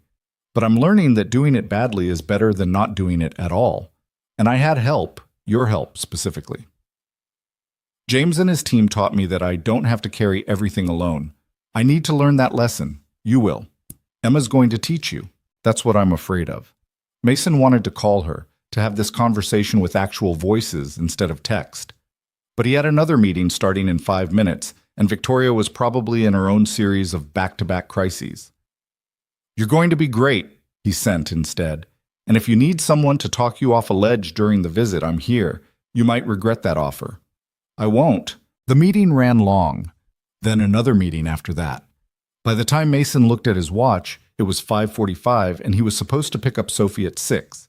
He grabbed his coat and practically ran for the elevator, making it to the school at 5:58. Sophie was waiting on the steps, reading a book. She looked up when he pulled up, and something like relief crossed her face. "On time 2 days in a row," she said, climbing into the car. "Is the world ending?" "Very funny." Mrs. Patterson noticed. "She said it's nice to see you during pickup hours." Mrs. Patterson sounds passive-aggressive. "She is, but she's right." Sophie buckled her seatbelt. "Are you okay? You look stressed." Mason pulled out of the parking lot, debating how much to tell an 8-year-old about corporate warfare and acquisition threats. "Work stuff, nothing for you to worry about." "Is the company in trouble again?" "Not like before, different kind of trouble." Sophie was quiet for a moment. "Are you going to start working late again?" "No." "Promise?" "Promise. Whatever happens with the company, I'm not going back to how things were." "Good. Because I like having dinner together, and you helping with homework, and all the normal stuff." Normal stuff. Like it was revolutionary that a father should be present for his daughter's life. They stopped for groceries again, Sophie insisting they needed ingredients for pancakes tomorrow morning. Mason agreed even though tomorrow was a school day and pancakes felt ambitious. But Sophie was smiling and talking about her library project, and he would have agreed to anything that kept that expression on her face. At home, Mason helped with homework while simultaneously answering emails on his laptop. Not ideal, but better than disappearing into his office for 3 hours. Sophie was working on a math problem when she suddenly looked up. "Dad?" "Yeah?" "Who's Victoria?" Mason's fingers froze on the keyboard. "What?" "Victoria. You smile when you text her, and you've talked about her a few times. Is she your friend?" "She's..." Mason tried to figure out how to explain this. "She's a business partner. She helped save the company when we were in trouble." "But you smile when you text her. You don't smile when you text David or Janet." "Those are different kinds of conversations." Sophie gave him a look that was far too knowing for 8 years old. "Do you like her?" "I respect her very much." "That's not what I asked." Mason closed his laptop, giving Sophie his full attention. "Why are you asking about this?" "Because you're different when you talk about her. Happier. Like how you used to be before Mom died, but different." The observation was so accurate it hurt. Victoria is someone who understands what it's like to be overwhelmed by work and parenting. We help each other figure things out. Is she nice? Very nice. Smart? Funny? A little scary sometimes. I think I'd like her. I think you would too. Sophie went back to her math, apparently satisfied with this answer. Mason sat there feeling like he'd just navigated a minefield he hadn't known existed. His 8-year-old daughter had seen something he'd been carefully not examining, that his conversations with Victoria had shifted from professional to personal, that he looked forward to her texts, that she'd somehow become someone who mattered beyond her role as investor and advisor. It was complicated and potentially problematic, and something he definitely didn't have time to deal with while fighting off a hostile competitor and trying to pivot his entire business strategy. His phone buzzed. Speak of the devil, James tells me Apex is getting aggressive. What's your read on the situation? Mason typed back, they want us gone. Made an acquisition offer that was designed to sound generous but really just wanted to eliminate competition. You turned them down? Obviously. Good. Never negotiate with bullies. How can I help? The question caught him off guard. Victoria had already done so much. The credit line, James's team, the constant advice and support. But instead of declining, Mason found himself typing, can you look at our pivot strategy? We're going after aerospace and medical markets. I want to make sure we're not missing something obvious. Send me the plan. I'll review it tonight. You don't have to do that. I know. Send it anyway. Mason forwarded the strategic documents, then hesitated before typing. Thank you for everything. I don't think I've said that enough. You've said it plenty. Now stop being sentimental and focus on not letting Apex destroy you. Yes, ma'am. I'm serious, Mason. They're going to play dirty. Be ready. I will. But he wasn't ready. Not for what happened 2 days later. Mason was in a meeting with potential aerospace clients, a company called Meridian Systems that manufactured guidance components for commercial aircraft. When David knocked on the conference room door, his CFO's face was pale. I'm sorry to interrupt, David said. Mason, I need you. Now.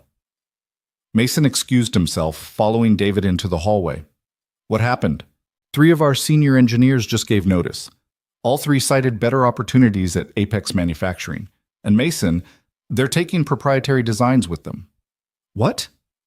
I got a tip from someone in HR. Before they left for the day, all 3 accessed and downloaded our entire design library. Specifications, CAD files, manufacturing processes, everything.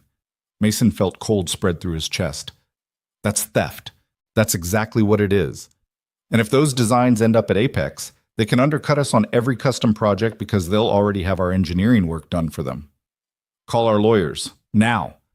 I want a cease and desist sent to Apex and all 3 engineers before end of business today. Already on it. But Mason, even if we can prove they stole the designs, the damage is done. Those engineers know our processes, our clients, our entire operation. Apex just got a blueprint for how to replace us. Mason leaned against the wall, trying to think through the implications. This wasn't just aggressive competition. This was corporate espionage. And it meant Apex was playing for keeps. His phone rang. Janet Rodriguez. We've got another problem, she said without preamble. I just got word that Apex is filing patent applications on 3 design modifications that look suspiciously like our proprietary work. If they get those patents approved, they can shut us out of entire product lines. How is that even possible? Because they filed first. Doesn't matter if the designs are based on stolen work. Whoever files first has the advantage in patent disputes. Mason closed his eyes.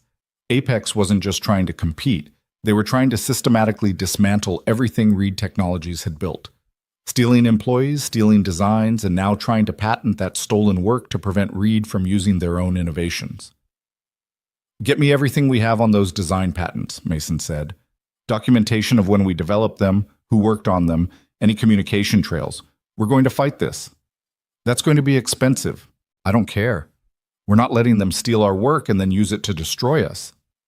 After he hung up, Mason stood in the hallway trying to process the situation. In the span of 48 hours, Apex had escalated from aggressive competitor to active threat. And Mason had no idea how to fight back against a company with twice his resources and apparently 0 ethics. He called Victoria without thinking about it. She answered on the second ring. I heard. James called me 20 minutes ago. They're trying to destroy us. I know. I don't... Mason stopped, aware that he was standing in a hallway where anyone could hear. Can I call you back in 10 minutes? I'll be here. He wrapped up the meeting with Meridian Systems, apologizing for the interruption and promising to follow up next week. Then he went to his office, closed the door, and called Victoria back. Talk to me, she said. What are you thinking? I'm thinking that Apex has more money, more resources, and apparently no problem breaking the law. And I don't know how to fight that. You fight it by not fighting on their terms. They want you scared and reactive. Don't give them that. Victoria, they stole our designs. They're filing patents on our own work. What am I supposed to do? Just let it happen? No. You fight the legal battle because you have to, but you also keep executing on the pivot strategy. You don't stop moving forward just because someone's trying to trip you up. Mason wanted to believe her. But the weight of it all, Apex's aggression, the stolen designs, the patent filings, the constant crisis management, it felt crushing. I'm tired, he admitted quietly. I'm so tired of fighting. I know, but you're not alone in this fight. You have your team. You have James and his people. You have me. Why are you doing this? All of this? You don't owe me anything? Victoria was quiet for a long moment. Remember when I told you about Richard Chen, the man who gave me a chance when no one else would? Yeah. He told me once that business is just people helping people solve problems. The money and the metrics and all of that, it's just scorekeeping. What matters is whether you're building something worth building and helping people who deserve help. She paused. You're building something worth building, Mason, and you deserve help. That's not an answer. It's the only answer I have. Another pause. Also, I like you. You're smart and stubborn, and you actually care about your people instead of just seeing them as resources. Those qualities are rarer than you'd think. Mason felt something shift in his chest. I like you too. Good. Then trust me when I say you're going to get through this. Apex is playing a short-term game. Grab market share fast, eliminate competition, maximize immediate profit. You're playing a long-term game. Build quality, build relationships, build something sustainable. Long-term always wins eventually. Eventually might be too late. Then we make eventually happen faster. I'm flying to Chicago tomorrow. My team and I are going to help you build a case against Apex that's airtight. And while we're doing that, you're going to keep moving forward with the aerospace contracts and the medical certifications and everything else on the strategic plan. Understood? You don't have to fly out here. I'm aware. I'm doing it anyway. Her voice softened. Besides, Emma's spring break starts next week. I figure I can spend a few days in Chicago making sure you don't implode, then fly her out here for part of her visit. She's never been to Chicago. Victoria, that's a lot. I'm aware of that too. Stop arguing and let people help you. After they hung up, Mason sat in his office staring at nothing. Victoria was flying to Chicago to help him fight Apex. And she was bringing her daughter. It felt significant in ways he wasn't ready to examine. His phone buzzed. A text from Sophie's school. Parent-teacher conference scheduled for next Thursday, 4 p.m. Please confirm. Mason checked his calendar. He had 3 meetings scheduled for Thursday afternoon, including one with the lawyers about the Apex situation. A month ago, he would have asked to reschedule the conference, would have prioritized work over showing up for 20 minutes to talk about Sophie's progress. He canceled all 3 Thursday afternoon meetings and typed back, "Confirmed. I'll be there." Then he opened his laptop and started working through the strategic plan Sarah had outlined. If Apex wanted a war, they'd get one, but it would be fought on Reed Technologies' terms, not theirs.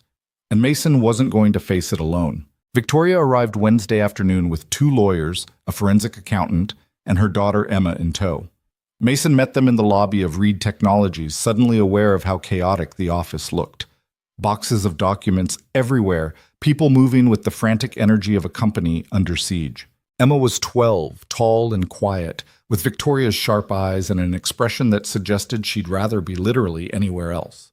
She stood slightly apart from her mother, scrolling through her phone with the practiced disinterest of someone who'd been dragged to too many business trips. "Thank you for coming," Mason said, shaking Victoria's hand. The formality felt strange after weeks of late-night phone calls and increasingly personal texts. "This is Emma," Victoria said, and something in her voice was careful. "Emma, this is Mason Reed. He runs this company." Emma glanced up briefly. "Hi." "Hey, there's a break room on the 2nd floor with better Wi-Fi than the lobby if you want to hang out while we're in meetings." Emma looked at her mother, who nodded. "I'll come find you in an hour." The girl disappeared toward the elevators without another word. Victoria watched her go, something pained crossing her face. "She's angry I brought her," Victoria said quietly. "She wanted to stay with her dad and I insisted she come with me." "She'll get over it." "Will she?" Victoria turned to him. "Because right now she's convinced I care more about your company than spending time with her." "Then we'll make sure she knows that's not true." They headed to the conference room where David and the legal team were already assembled. The next 4 hours were brutal, reviewing evidence of the stolen designs, building timelines of when the engineers had accessed proprietary files, documenting everything that proved Apex had engaged in corporate espionage. Victoria's lawyers were sharp, asking questions that made David's documentation look amateur by comparison. But they also found holes in Apex's approach, weaknesses that could be exploited. They filed the patent applications too quickly, one of the lawyers said, reviewing dates.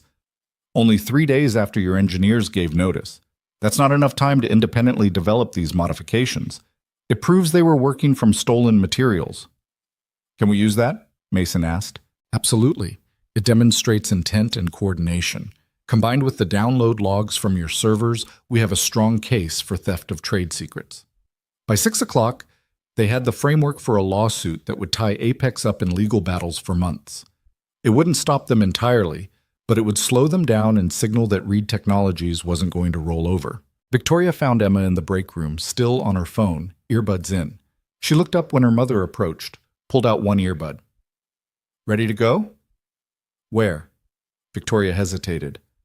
I thought we could get dinner. There's a deep dish place nearby that's supposed to be good. Can't we just order room service at the hotel? Emma? I'm tired, Mom. I just want to go back to the room. Victoria looked like she was going to argue, then stopped.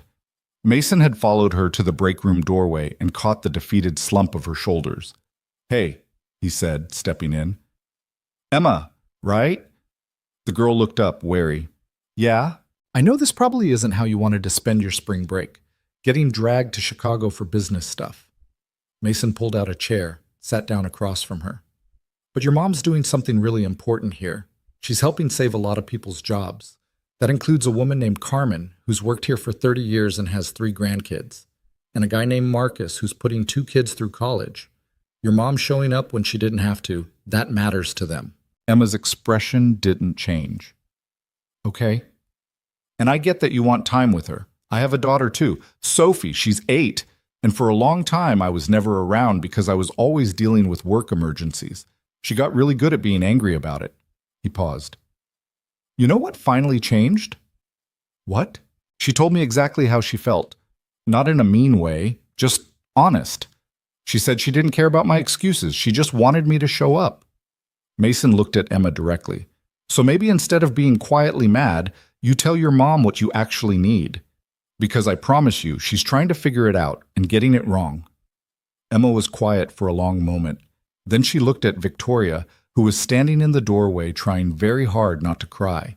I wanted this trip to be about us, Emma said quietly. Not about work. That's all it ever is. Work. Victoria crossed the room, sat down next to her daughter. You're right. I'm sorry. I thought I could do both, and I'm already failing at it. So can we just go back to the hotel? Watch a movie or something? Yeah, we can do that. Victoria looked at Mason. Can we pick this up tomorrow? Of course, take the night. Be with your daughter. After they left, Mason stayed in the break room for a few minutes, thinking about what he'd just witnessed. Victoria, confident, brilliant Victoria, who could walk into a boardroom and command respect, completely unsure of how to connect with her own kid. It was familiar in a way that hurt. He checked his watch. 6:15. He was supposed to pick up Sophie 20 minutes ago. Mason grabbed his coat and ran. He made it to the school at 6:40, finding Sophie on the steps with Mrs. Patterson again. His daughter's face was carefully blank, the expression she wore when she was disappointed but trying not to show it. I'm sorry, Mason said. Emergency meeting ran over and It's fine. It's not fine. I promised I'd be on time. Sophie stood, shouldering her backpack. It's fine, Dad. I'm used to it. The words were worse than anger would have been. They drove home in silence, Sophie staring out the window, Mason trying to figure out how to fix something he'd already broken by breaking it again. At home, Sophie went straight to her room. Mason stood in the hallway debating whether to push the conversation or give her space. His phone buzzed. A text from Victoria. Emma and I are having the most awkward room service dinner of all time. How do I talk to my own daughter? Ask her about her life, what she likes, what she's interested in. Don't make it about you. Everything I ask sounds like an interview question. Then stop asking questions. Tell her something about yourself. Something real. Like what? Like how you're terrified you've already lost her and you don't know how to get her back. Kids can handle honesty better than we think. There was a long pause before Victoria's next message. Is that what you tell Sophie? I'm learning to, slowly. How's it going? Mason looked at Sophie's closed door. Not great tonight. I was late picking her up again. She said she's used to it. Ouch. Yeah. We're quite a pair, aren't we? Running companies but failing at the stuff that actually matters. At least we're failing together. That's a depressing way to look at it. It's honest. Mason knocked on Sophie's door. Can I come in? I guess. She was on her bed reading, or pretending to read. Mason sat on the edge of the bed, careful not to invade her space. I messed up today. Again. Sophie didn't look up from her book. Yep. And I know saying sorry doesn't fix it, especially when I keep doing the same thing. So why do you keep doing it? Because work is... Mason stopped himself. That's not an answer. The real answer is that I'm still learning how to balance everything. And I'm not very good at it yet. Sophie set down her book, finally looking at him. When will you be good at it? I don't know, but I'm trying, and when I mess up, I need you to tell me, like you did just now. I always tell you. I know, and I'm grateful for that, even when it's hard to hear. Mason paused. There's a woman visiting from San Francisco, Victoria. She's the one who helped save the company. She's here with her daughter, and they're having a hard time too. Same problems we have. The one I asked about? The one you smile when you text? Yeah, her daughter is 12 and angry because Victoria's always working. Sound familiar? Sophie almost smiled. Little bit. Want to know what I told her daughter? I said she should be honest about how she feels instead of quietly angry, because parents are kind of dumb sometimes, and we need our kids to tell us when we're messing up. I do tell you. You do. And I'm listening. I promise I'm listening. Mason took a breath. How about this? Tomorrow I leave work at 5, no matter what. And we go do something together. Your choice. Really? Really? Even if the building is on fire, I leave at 5. What if it's actually on fire? Then I call the fire department and still leave at 5. Sophie considered this. Can we go to the bookstore? The one with the cafe? We can spend 3 hours at the bookstore if you want. Okay. She picked up her book again, but her posture had softened. Dad? Yeah? I'm glad you're trying. Me too, sweetheart. The next morning started with an emergency call at 6 a.m. One of Reed Technologies' remaining major clients had received a personal visit from Apex's CEO, Thomas Brennan, offering them a package deal that included 20% discount and guaranteed delivery timelines Reed couldn't match. They're not just competing, David said on the phone. They're hunting, going after every client we have with offers designed specifically to undercut us. Mason was making coffee in his kitchen, Sophie still asleep down the hall. Can we match their pricing? Not without operating at a loss. They've got deeper pockets and they're willing to burn money to eliminate us. Then we don't compete on price, we compete on everything else. Mason, I'm serious. We've spent the last month building quality certifications and aerospace partnerships. We leverage that. We show clients that Apex can offer cheap prices, but they can't offer the precision and reliability we can. He could hear David breathing on the other end. That's a longer game. I know, but it's the only one that doesn't destroy us trying to match a competitor who wants us dead. After he hung up, Sophie appeared in the kitchen doorway, still in her pajamas. Who wants us dead? Nobody. Business talk. It sounded serious. Mason poured cereal, pushed it toward her. The company that's trying to compete with us is playing mean, but we're going to be smarter than them. Are you still leaving at 5 today? Absolutely. Bookstore at 5:30? Promise? Promise. At the office, Victoria was already in the conference room with her legal team and the forensic accountant.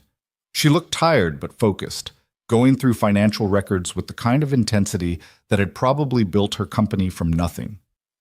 Morning, Mason said. She looked up, managed a smile. How's Sophie? Better. We're going to the bookstore tonight.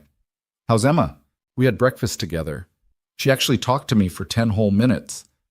Victoria's smile was real but fragile. Mostly about how much she hates Chicago weather, but still, it's progress.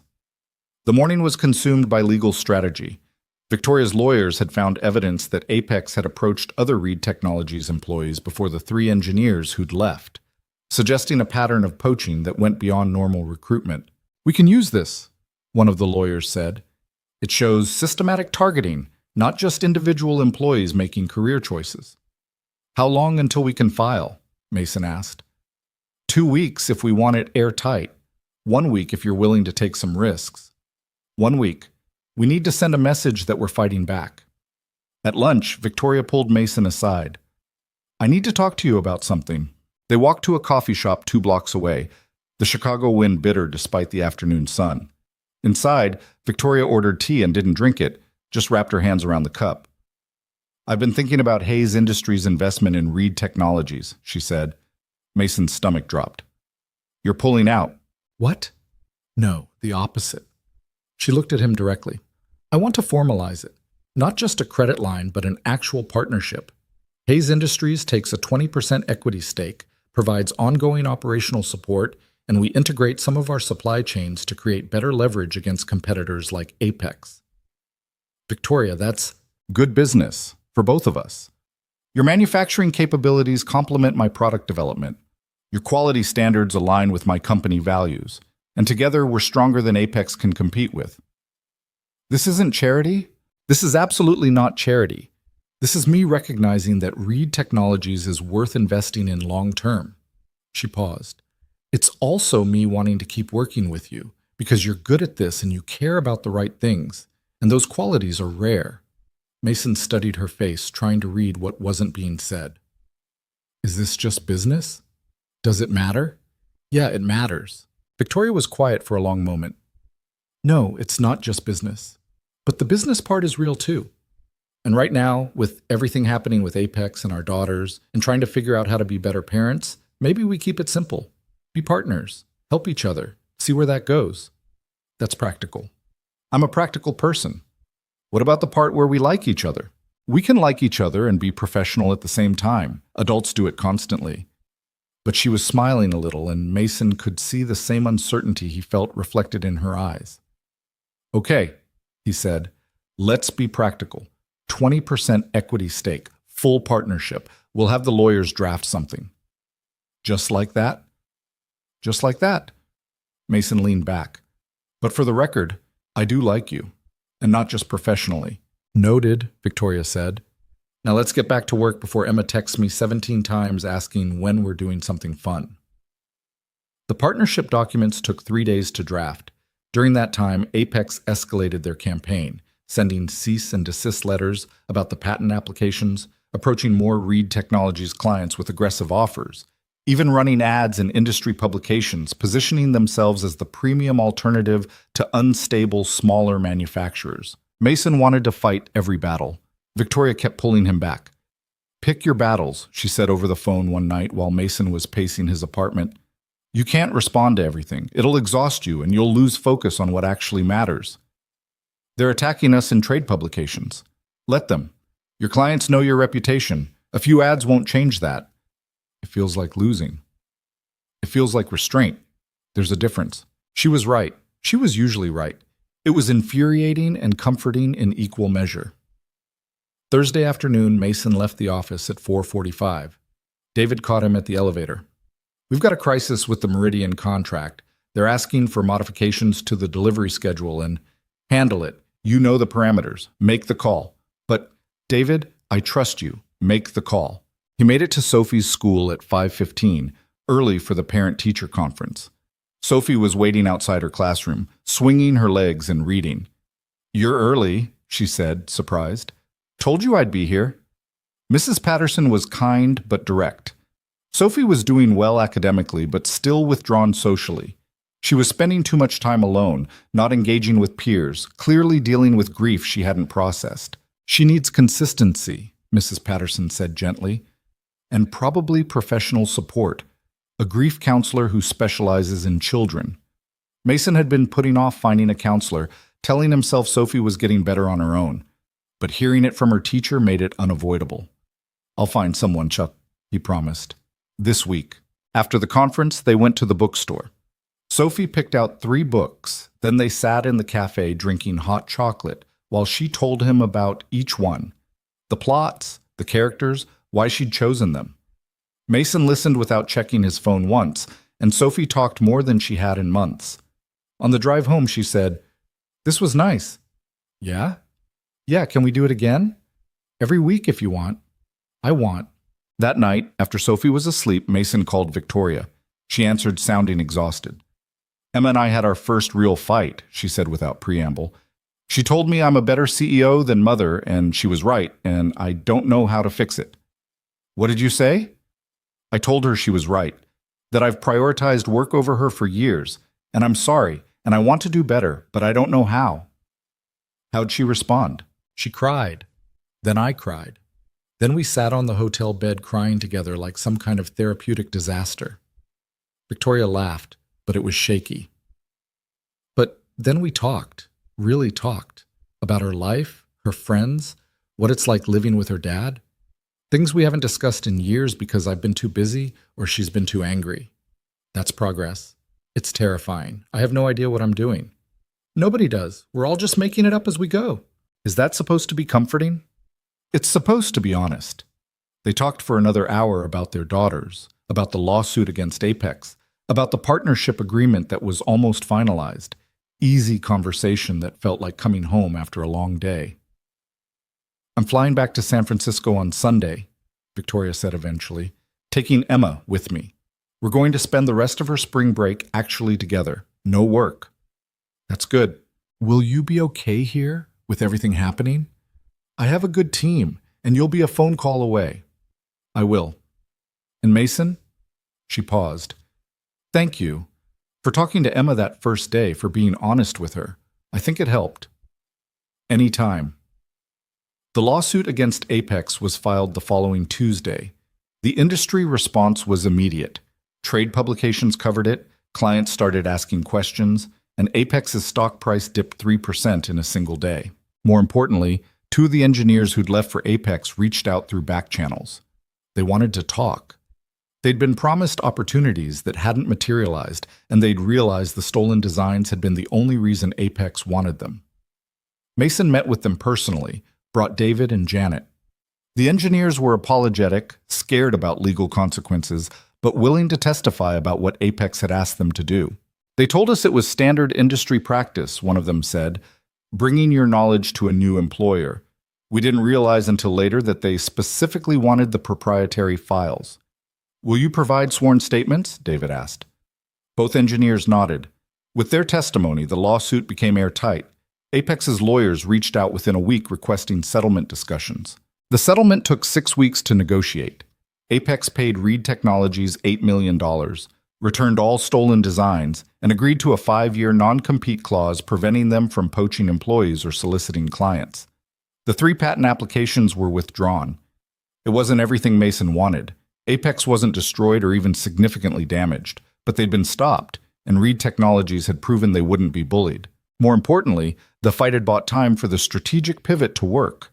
By the time the settlement was signed, Reed Technologies had secured contracts with 3 aerospace companies and 2 medical device manufacturers.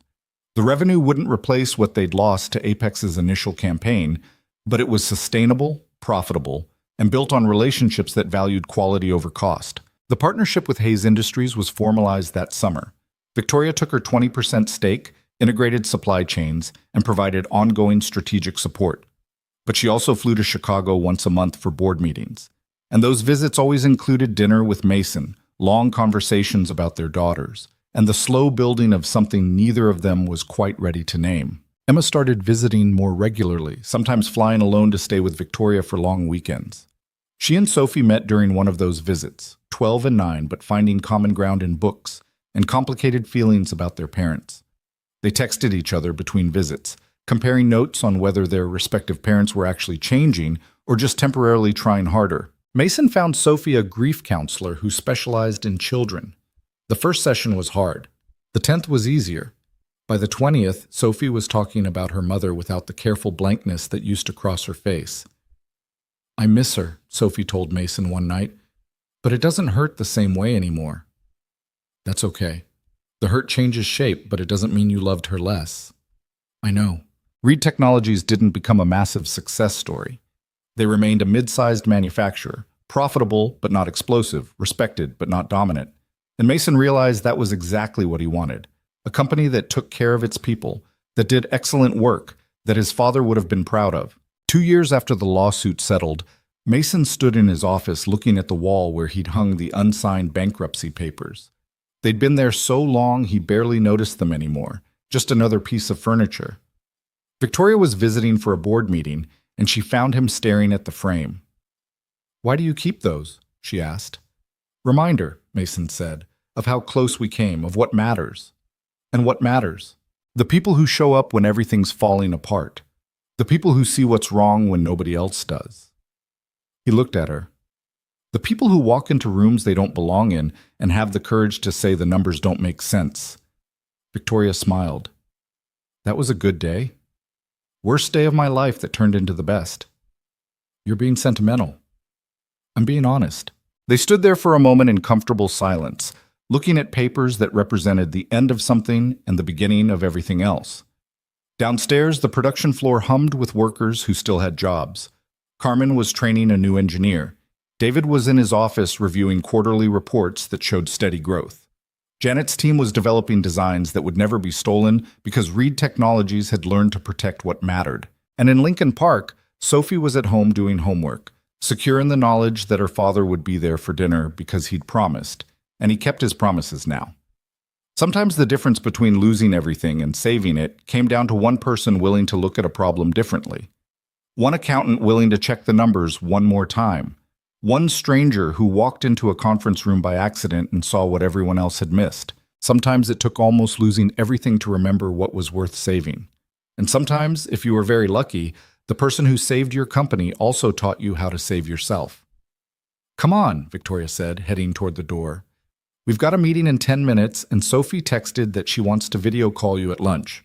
Something about a school project." "She tell you about it?" "Of course. We text constantly now. Didn't she tell you?" Mason followed her out, smiling. His daughter and his business partner conspiring behind his back was probably the best thing that had happened to him in years. In the end, Reed Technologies survived because one woman had walked into a room and cared enough to speak up. But it thrived because Mason had finally learned what his father never quite managed, that building something that mattered meant being present for all of it, not just the parts that happened in boardrooms and on balance sheets.